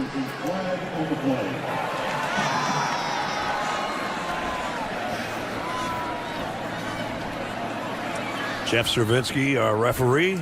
Tyreek Tucker was there is no foul No. for roughing the passer. When The quarterback, he picked it up. the defender was in the motion of wrapping up the quarterback. It's 2nd down. Yeah, I don't know. Wrapped up his lower legs, I guess, is what he was trying to talk about. Yeah, at least he released him there, I guess. But you throw it and you pick it up, you correct yourself, right? 2nd down and goal. Williams. DeJuan Williams got a yard, maybe 2. Gene Steratore with us. Gene, take us through that last play. It was a good job by the officials, I thought, Brad. A good job by the officials. Forcible contact to the knee or below the knee on a quarterback is a foul. But in the judgment of an official, if they think it's a wrap-up without significant forcible contact, as we see there, then you pick that up. It's really not roughing. Didn't hurt either that the quarterback was airborne there, so it didn't look like there was a foot planted in a driving force to the knee or below. Great. Thanks, Gino. 3rd and goal at the 7. Malik Washington throws as he's backpedaling, and he only got about a yard out of that as he got it to DeJuan Williams in his 4th down. Well, defensive coordinator Brian Haynes has been very aggressive this whole drive.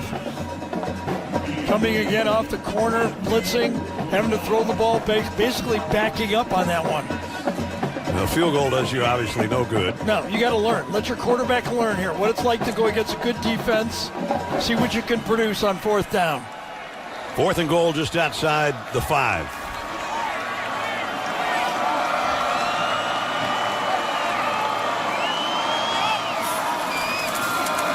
Washington to the end zone. Broken up. That was close. No flag. It's Boykin. And it's incomplete. That was a well-thrown ball, and Devin Boykin made the play again. Popped one loose. This time he runs it down and just outside his reach. Good coverage. Decent throw. Could have been caught, but would have been a good catch. Yep. Dorian Fleming was the intended receiver. And Indiana takes over on downs. Thought he had one.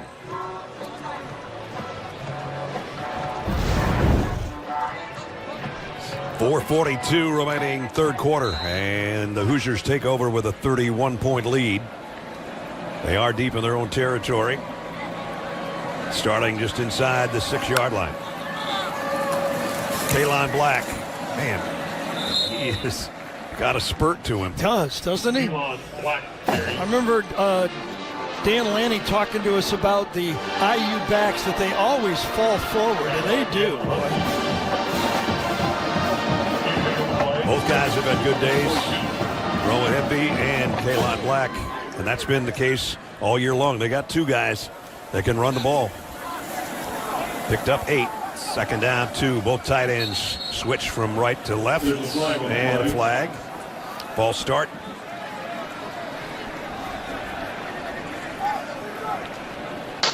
False start. Offense number 75. 5-yard penalty. It's 2nd down.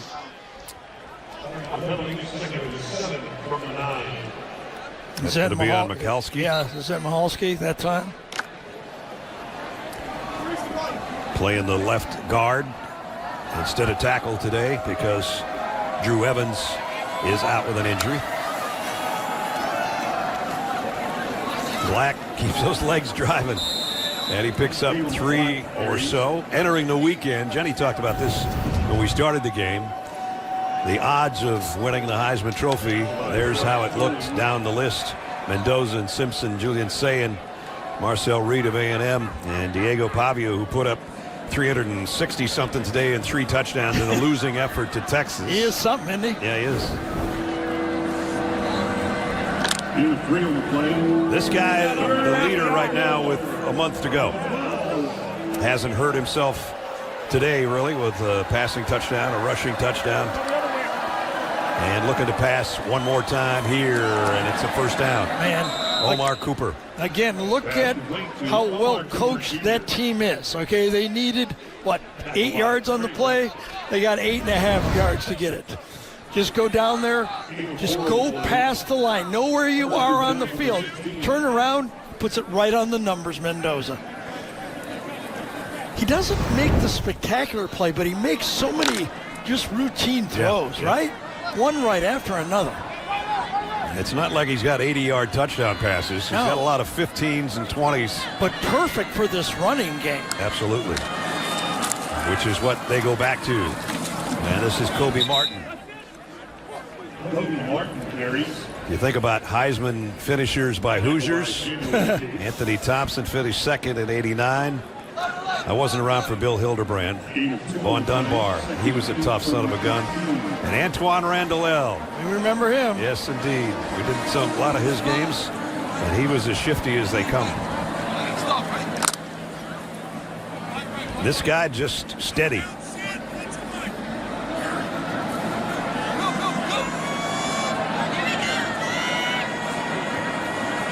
Gets his man where he wants him in the slot on the left. 2nd down and 8. He looks left, throws that way, and it's complete. It's Cooper, and he's got a 1st down before Maryland can run him out of bounds. Interesting, Omar Cooper shifts from one side to the other side, and Maryland makes no adjustment. Watch as he goes across the formation. Nobody really there after the shift from Cooper. He started out right, shifted left, and Maryland never moved on the play. Mendoza noticed it, went right to him.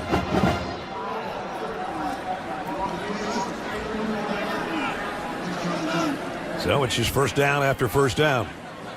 Working our way to the 1 minute mark remaining third quarter. Back to Martin, and he busts it. Kobe Martin, nice run, first down. Doesn't get a lot of time with Black and Himby leading the way. Yeah, the freshman earning his way. You can see the future right here. He's got the same quick feet as Black does, but hey, gotta wait your turn. He's averaging over 7 yards a carry, and you can see why. Comes to the sideline and goes, you know, that offensive line, I can do these, whatever these guys get a lot of 7-yard runs, right? Exactly. Time of possession almost a half an hour for Indiana here near the end of the third quarter. Cooper in motion. Mendoza on first down. In a little bit of trouble. Going to have a holding call as he fires complete again. He got it to Nowakowski, but I think it's coming back. I think so too. Nice job by Nowakowski that time. Saw his quarterback rolling out, stopped, went down the sideline, gave him somewhere to throw the ball. Holding. Offense number 65. 10-yard penalty. First down. Carter Smith. Yeah, Carter Smith does so many things so well, and now we got to point out a hold on this play.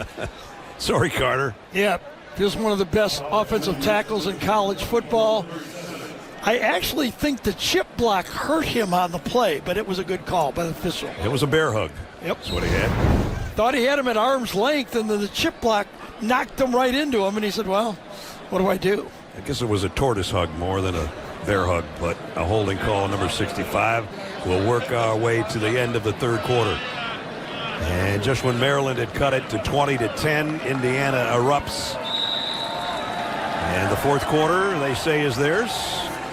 It has been all year long. We'll see if Maryland's got something to do about it. We played 3 in College Park. Indiana right now, 41-10. And Fernando Mendoza's numbers on the day. 24 yards on the ground, including the quarterback draw for the touchdown. 1 interception and 1 touchdown throw to Omar Cooper. And we open up the fourth quarter with Indiana at the 37-yard line on a first down. Mendoza going to throw a screen out to Himby. Took 1 hit, broke through that, and then delivered a couple of hits on the way to the sideline and a first down. Efficient. Mendoza, only 2 games this year has he thrown more than 30 passes. Throws the screen pass right here, gets it into position again, nice and easy.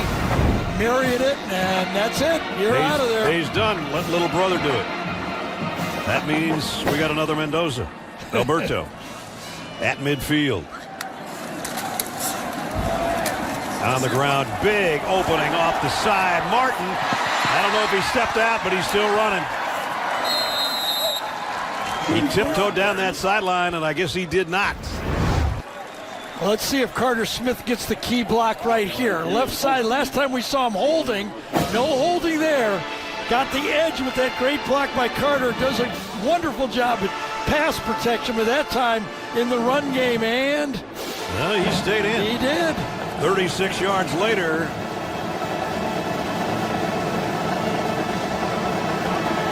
And in the red zone again for the Hoosiers. Alberto Mendoza, his second season at Indiana. This year, he's got a chance to play quite a bit because his brother and the offense is so good. And this is going to be Kobe Martin for a touchdown. Well, he went 36 yards to get him there, and he just capped it off from 14. Did they get a late flag on the play? Holding. Is this going to come back? Offense number 75. 10-yard penalty. Still first down. And so it will come out.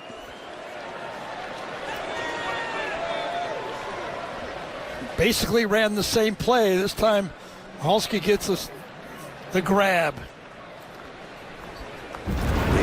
Daniel Wingate, I think, is the guy that's down. Number 1 right there, trying to make the tackle and stretching out. Yeah, there it is. He has his hands on his back. I get that. Maybe he ripped him down a little more obviously than we saw in that one. When you wrap your hands around the backside, Yep, that's what's going to get seen. Those white gloves on that red jersey. And Daniel Wingate, who was a little banged up coming into this game from the UCLA game, is the guy that's down. Junior from this area. Leading tackler on the team coming in. Yep. The 6th in the Big Ten in tackles coming into this game.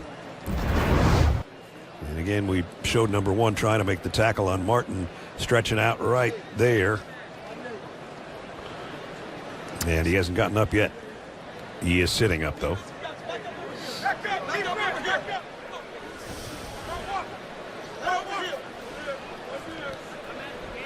A lot of times you reach that arm out like that in line, you feel that little twinge in your shoulder. Yeah.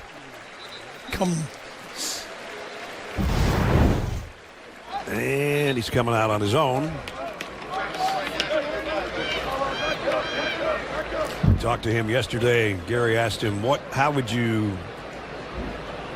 capitalize or capitulate what the season has been? He said a season of growth. Growth, yeah. Pretty sharp observation. Yeah. So he heads to the tent. Yeah, IU didn't even bring their tent out in the second half. It's confidence, right? Kurt Signetti is sick of tents and people laying around on the ground. Exactly. We don't need no stinking tent. And here's Martin again. Kobe Martin dragged down, but a good game as Jalen Husky finally held out to his ankles. If you're an IU fan, you got to feel good about this. If anything ever happens to number 1 and number 8, Kobe Martin is more than ready to take their spot. He's got a little bit more zip to him. Yes. Not that the other guys can't. Those 2 guys can run fast, but they would just as soon run you over. And remember, they were really excited about Lee Bibby this year, early number 29. Yeah, he got injured. Yeah. So 2nd down and 9. They got some of that yardage back from the penalty. They just keep working Martin. And they'll bring up 3rd down and about 3. One more time, Carter Smith, left tackle. Watch the job he does this time. Just pushing his man past the hole. Be patient on the run, see what happens, and backdoor it behind your tackle. And he took his man past the center on that play. These are not pancakes. These are waffles or something. I don't know what they are. 3rd down and 3.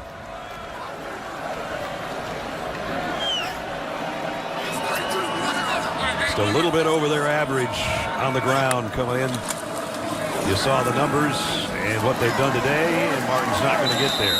One more salute to that offensive line, Ness. Listen to this.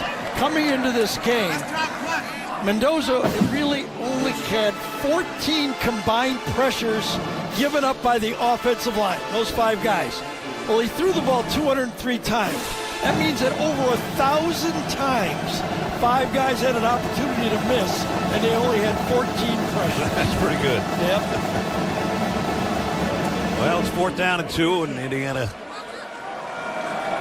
will go for it here. See if there's a quarterback keep here.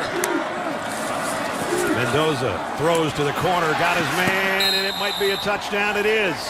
And it's Jonathan Brady for the score.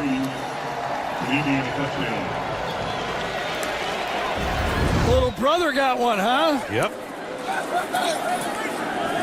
Coming across, gets the block this time. Hit that pylon. He did. Nice job again by Kobe Martin. All those runs. Picks up the blitz, and I think he got in before that elbow went in.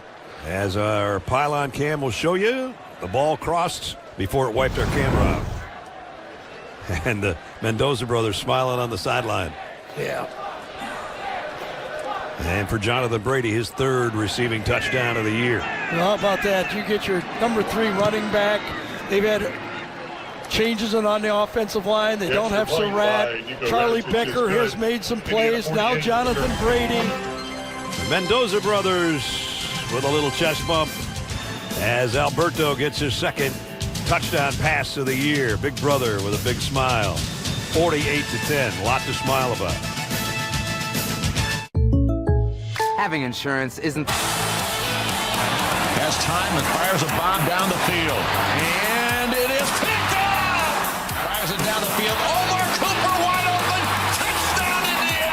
section breaking down, running to his left. They've been waiting for an explosive play all day.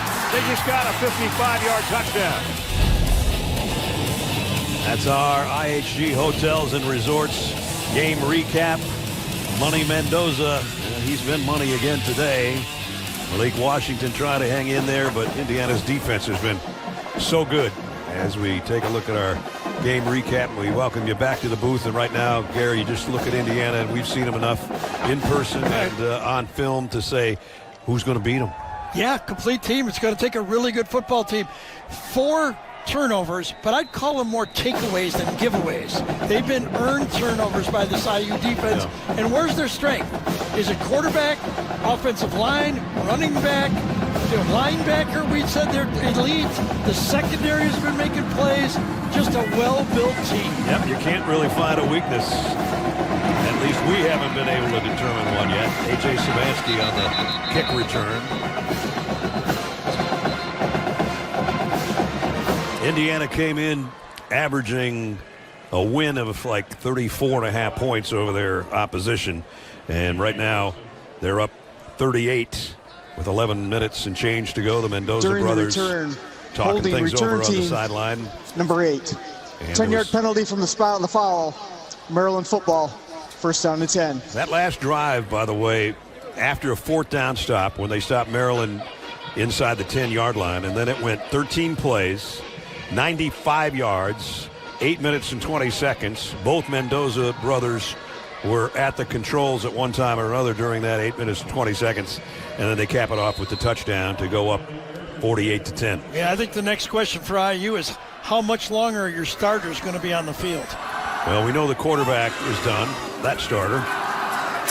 Washington throws far side out of the backfield. Well, that was Jalil Farouk. And he's got a first down.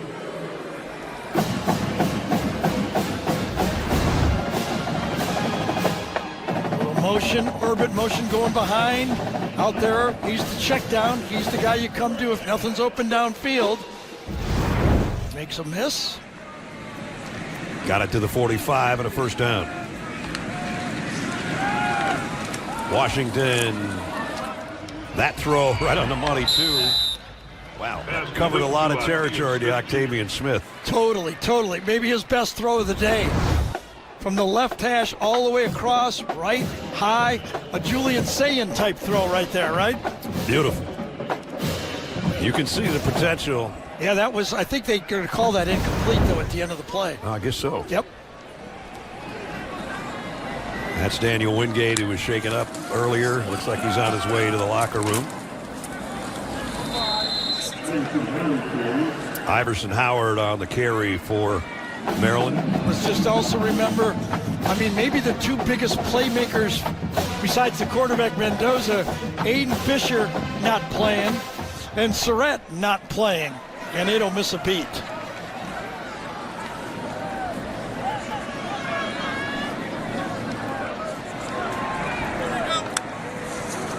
On 3rd and 6. Washington's going to run for it here, and he didn't get there. About 2 yards shy. And he's going, let's go for it.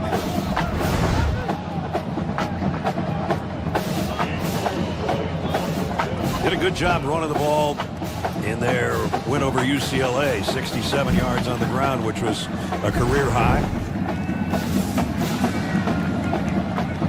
And on 4th down and 2, there's Aiden Fisher, who didn't play today, but still is dressed and wired to hear every call for the defense. And 4th down, they pick it up.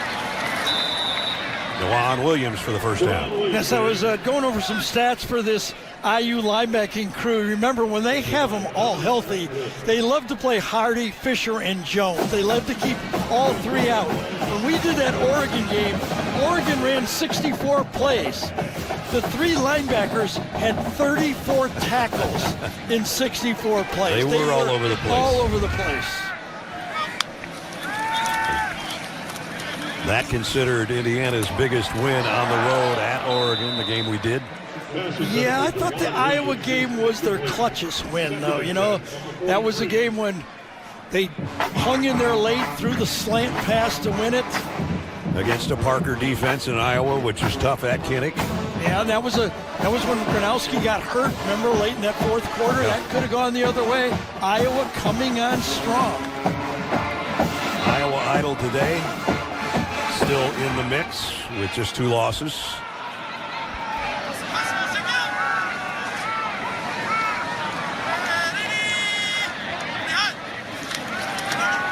Washington wants to throw a screen. That's a danger zone there, and he didn't get it to his intended receiver, Iverson Howard. Incomplete. And Elijah Surratt not playing today, but against Iowa, that was the big play. Yeah, and then against Oregon, he had the touchdown to win the game. Remember the one-on-one? Great throw to the outside. Surratt. He'll be back. Major question for the Big Ten is they're pretty confident they're going to get 3 into the playoffs. Do they have a chance with 4? And who is that 4th team? First poll comes out on Tuesday. That'll give us a little better indication of who stands where. Washington, a little bit high, incomplete. Intended for Caleb Webb. Talk about teams that led the nation in scoring difference in back-to-back seasons. Indiana being one of those right now at 34.5 plus. And those other teams, a couple of those won national championships, and a couple were really, really good teams. Don't you get to think that all the Indiana fans are going, I never thought I'd seen our team in football with those names. That's in right. a graphic, right? Oh, my gosh. Fair catch on the punt, taken just inside the 7-yard line. 8:42 remaining. Indiana in control, and that tortoise has seen enough.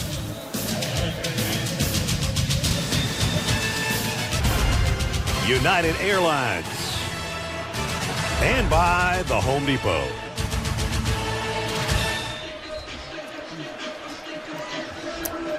Back in College Park, Maryland. The Hoosiers, only one Big Ten title, and that was 1967. Kurt was 6 years old. Aretha Franklin was banging out RESPECT, and the first launch of the Saturn V rocket used in Apollo missions.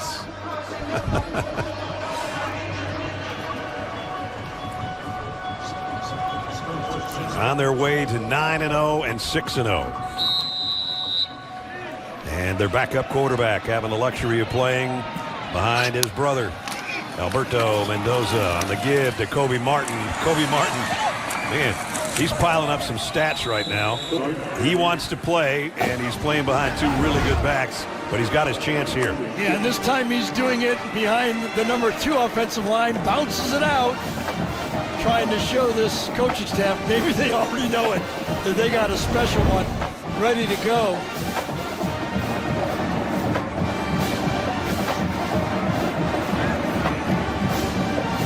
That puts IU over 300 yards running the ball today. Wow. Came in averaging 231 on the ground and 264 in the air, just to give you an indication of their balance. They ran for 262 in their win over UCLA in their last game. And now, as Gary said, over 3 bills. And here goes Alberto Mendoza, adding to those totals. Mendoza down the sideline. Alberto all the way to the 29. Jaden Shipp brought him down, and his brother's going, I didn't know he could run that fast. Right. Well, he does. I'll tell you that. Right into a blitz off the edge, turns it upfield, and you could see it. I mean, that is speed at quarterback. That is something Fernando doesn't run as well as he does he? I think he's quicker. Alberto came in with 70 yards rushing, and his brother just went 53 on that one. So he's almost equaled his total of what he'd done on the ground coming in on that one rush to the 29-yard line. I think he's going to hand it off here. I think he's gassed. Oh, he was. He was breathing heavy for sure. Let's check in with Jenny. Fernando told me that having his brother Alberto in the same locker room means the world. He said we do everything together, film, workouts, celebrate the good, push through the struggles. Fernando called Alberto one of the smartest football minds he knows, always pushing each other to be better. Now, earlier this season, the brothers became the first brothers in a decade to each throw a touchdown in the same game. They did it again today. It's just been fun to watch, guys. You might ask, what's the size difference? Alberto is about 6'2", 210. Fernando's about 6'5", 225. 6'2", tall enough if you can do that, right? Absolutely. He's got him close to scoring position again with a 38-point lead. And now Kobe Martin, that time got bottled up, got behind his blockers a little bit, but Maryland's defense there to make the stop as we're down to 6 minutes. Well, we know Indiana's not going to lose their number 2 ranking, and we assume Ohio State's not going to lose theirs. But again, the college football rankings will tell us what the folks think on Tuesday, as we'll get our first look at the college football playoff rankings. Going to get interesting. A lot of battles going on. I mean, A&M's not moving anywhere. Alabama's not moving anywhere at number 4. They were idle both today, so we'll see. Mendoza throwing late and still got it complete. Man, that was a pocket collapsing, and he somehow got it to LeBron Bond. As he let this one go, I think he was getting hit. Yeah, he felt it on his arm, that left arm of the defender. And when you feel it as a quarterback, that really upsets you, and he still gets it there. That's a heck of a throw with that much heat around you. And then Bond going down and cupping it and rolling to keep the catch.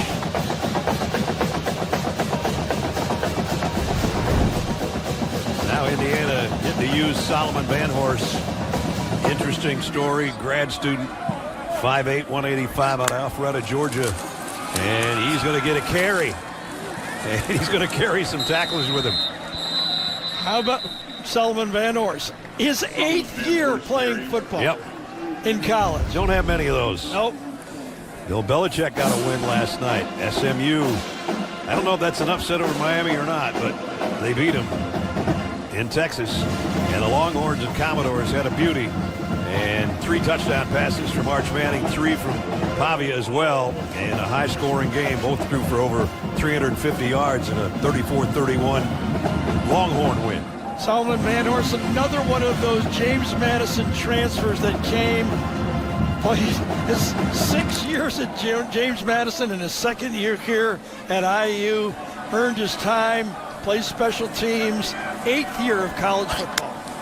Got to be getting his PhD. Let's see if he can PhD it to the end zone. Oh, he's close. Got down to the 1. I bet you he's going to get it again. I bet you you're right. Don't you deserve it? Absolutely. You go out and practice this much, that many times, all the way probably from scout team running back all the way up. Getting it up. Well, no, he's not. Oh, wow, they're bringing Kobe Martin back. Yeah, I think Coach just said, what are you coming out? Looked like he said, I wanted you in there.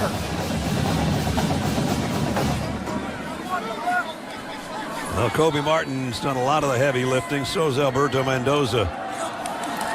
And it is Martin. And he's in. Touchdown, Indiana.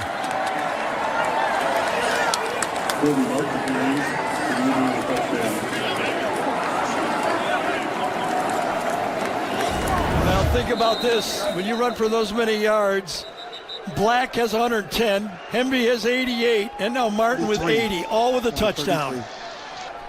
All getting a little bit of sugar, including number 28, who just scored for the 5th time on the ground this year to cap another long Indiana drive.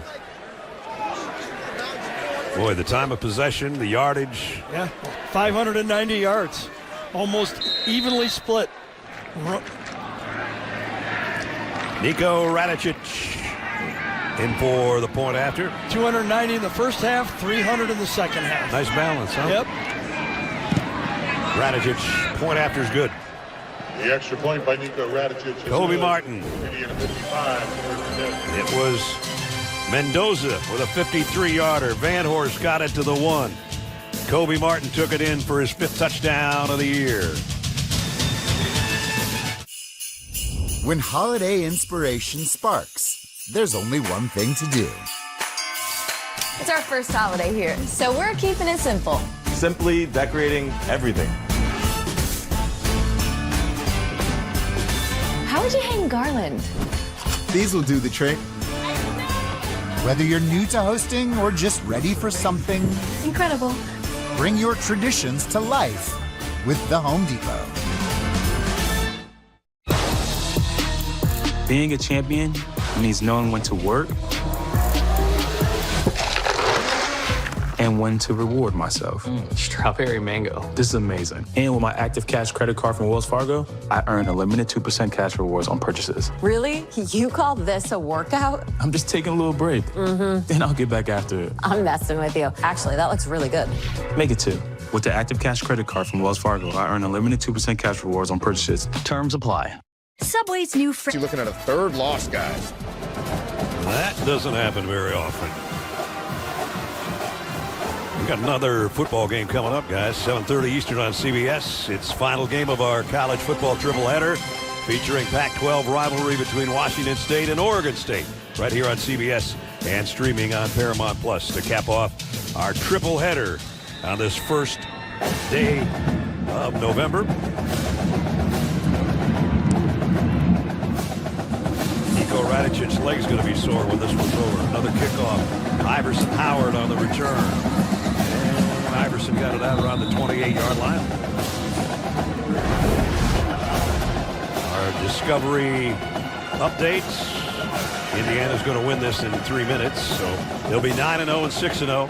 Ohio State a win over Penn State today, 8-0 and 5-0. Oregon off today. Michigan at 4-1. Iowa at 4-1. And Maryland will drop its 4th straight game and drop to 4-4 overall.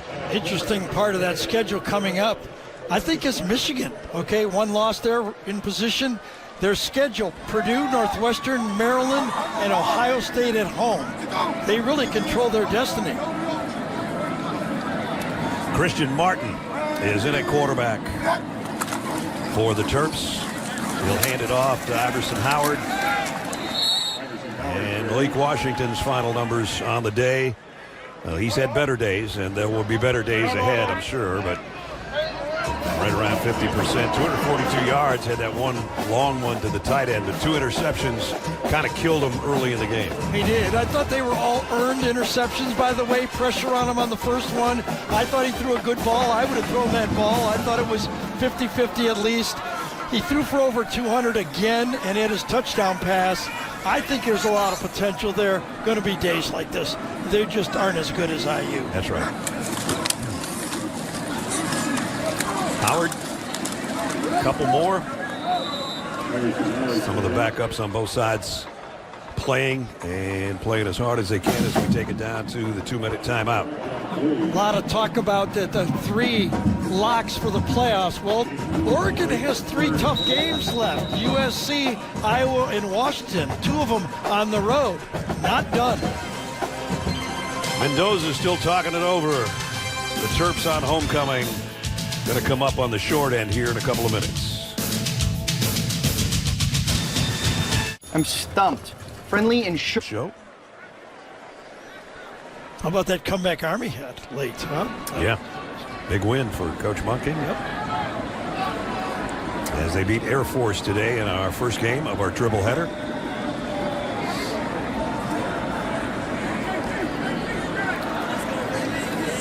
Yeah, the Hoosier fans are hanging around. A lot of Maryland fans have headed home.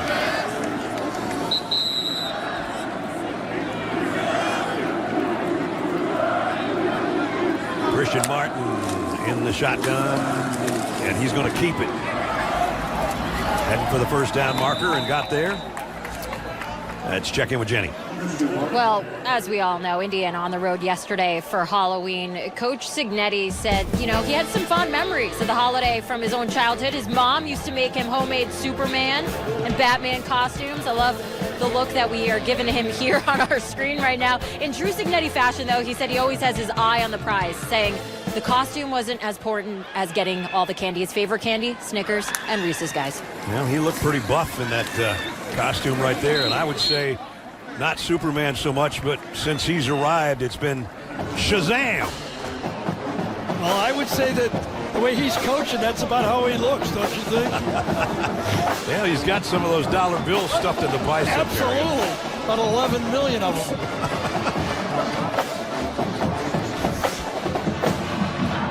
Final minute and a half.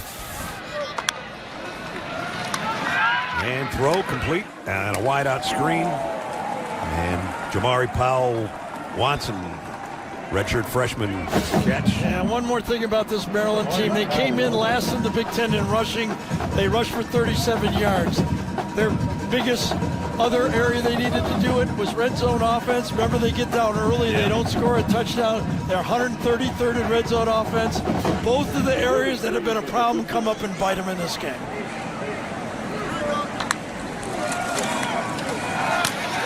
Throw on a slant, complete, same guy. Oh, that's a late hit. Oh, yeah. Got to be a flag there, doesn't there? Ruling on the field was that the wide receiver made a catch and was down prior to the ball coming out. First down. I don't know if they called targeting late on the play, but Heath Kaiser, number 30, is it 38? 38, I'm sorry, Connell.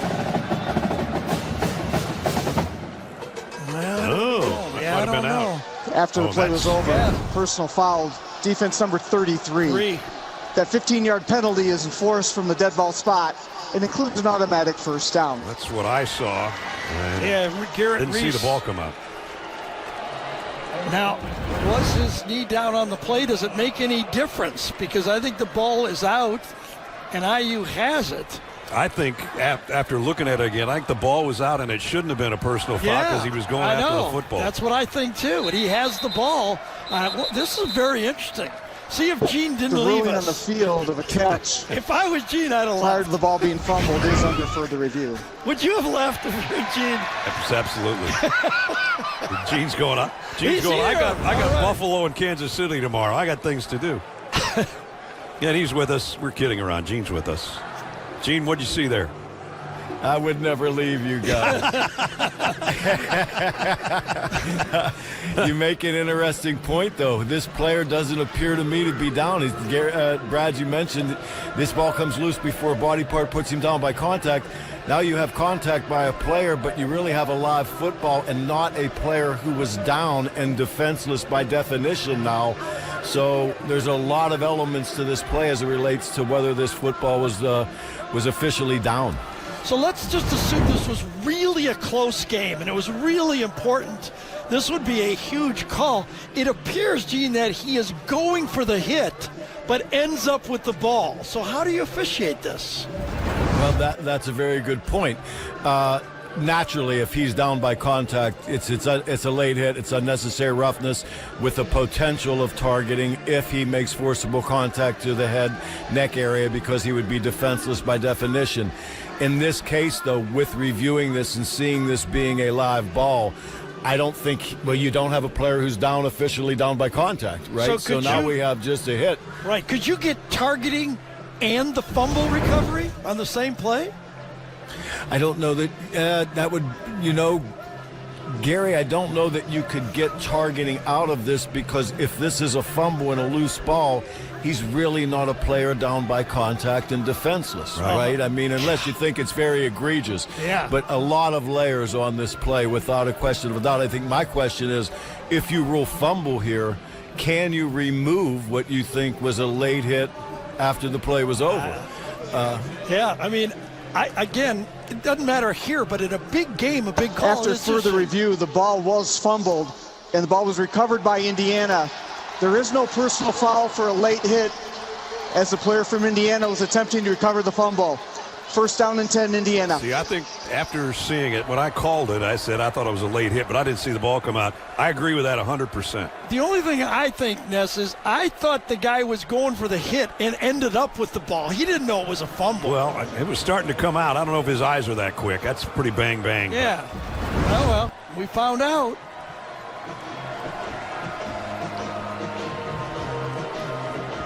Either way, Indiana's got the ball back, and they can set up victory formation for Grant Wilson, who's in at quarterback. We've seen both Mendoza's, and now Grant Wilson takes a knee, gets a snap. And we'll have one more of those.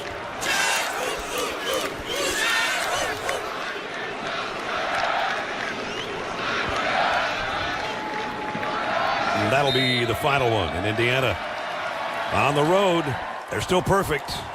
9-0 overall, 6-0 in Big Ten play. And both the Mendoza brothers with good games. And Kurt Cignetti is now 20-2 as Indiana's coach. You see Coach Loxley with a handshake out at midfield.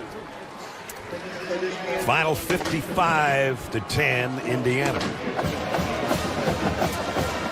Coach Cignetti's with Jenny Dell. Hey, Coach, you said you wanted to put a dagger in this one. You feel like you accomplished that? Yeah, I think so. I mean, defense created 5 turnovers tonight. They were #1 in the country going into the game in turnover ratio. Offense rushed for 370 yards. And those are 2 big things, and it's a good win. You start this game without Fisher. Elijah Surratt goes down. Turner goes down. In the 4th, you have your second stringers, and you did not miss a beat. How does that speak to the depth of this program? Well, I mean, there's some areas we're thin. Don't get me. But the one thing our guys do, they play every play like it's nothing, regardless of the score. I give them a lot of credit for that. So that was good to see. You talk about standard over scoreboard. How did that show up today? Well, it showed up in the 4th quarter. And then you got a guy like Devin Boykin goes in from rover to free. Very first play, strips a guy, picks it up, runs for a touchdown. And then Baldwin, who went in at rover the very next play, right, he strips a guy, fumble. So, you know, a lot of good stuff, but things to clean up. Good stuff. Great win. Congratulations, Coach. Thank you. 55-10 is the final as Indiana continues to roll in this college football season. They start off November, kind of how they started off late in August. And now it's time for the play of the game presented by Jersey Mike Subs. Don Fisher's got that scoop and score that Coach Sig just talked about. Washington ready to take the snap. Does so. And this time he's going to carry it himself. And he fumbled the football. It's picked up by Indiana's Devin Boykin. Down to the 10. 5. Touchdown! Devin Boykin picks up a fumble and runs it into the end zone for the touchdown. Does that sound like a guy that's been doing it for 53 years? Still doing it just as well 53 years later. Good call, Don. That's it. 55-10, our final. And to wrap it up for Gary Danielson, Jenny Dell, Gene Steratore, our entire CBS crew, Brad Nessler saying so long from College Park. Final score, Indiana 55, Maryland 10. Don't forget, stay tuned for more college football action tonight on CBS. Washington State taking on Oregon State. Pac-12 rivalry to cap off our triple header on CBS today. But first, we're going to send you back over to Adam Zucker and company, the U.S. Army postgame show. That's coming up right after these messages. See you next Saturday. Somewhere. Not sure yet where.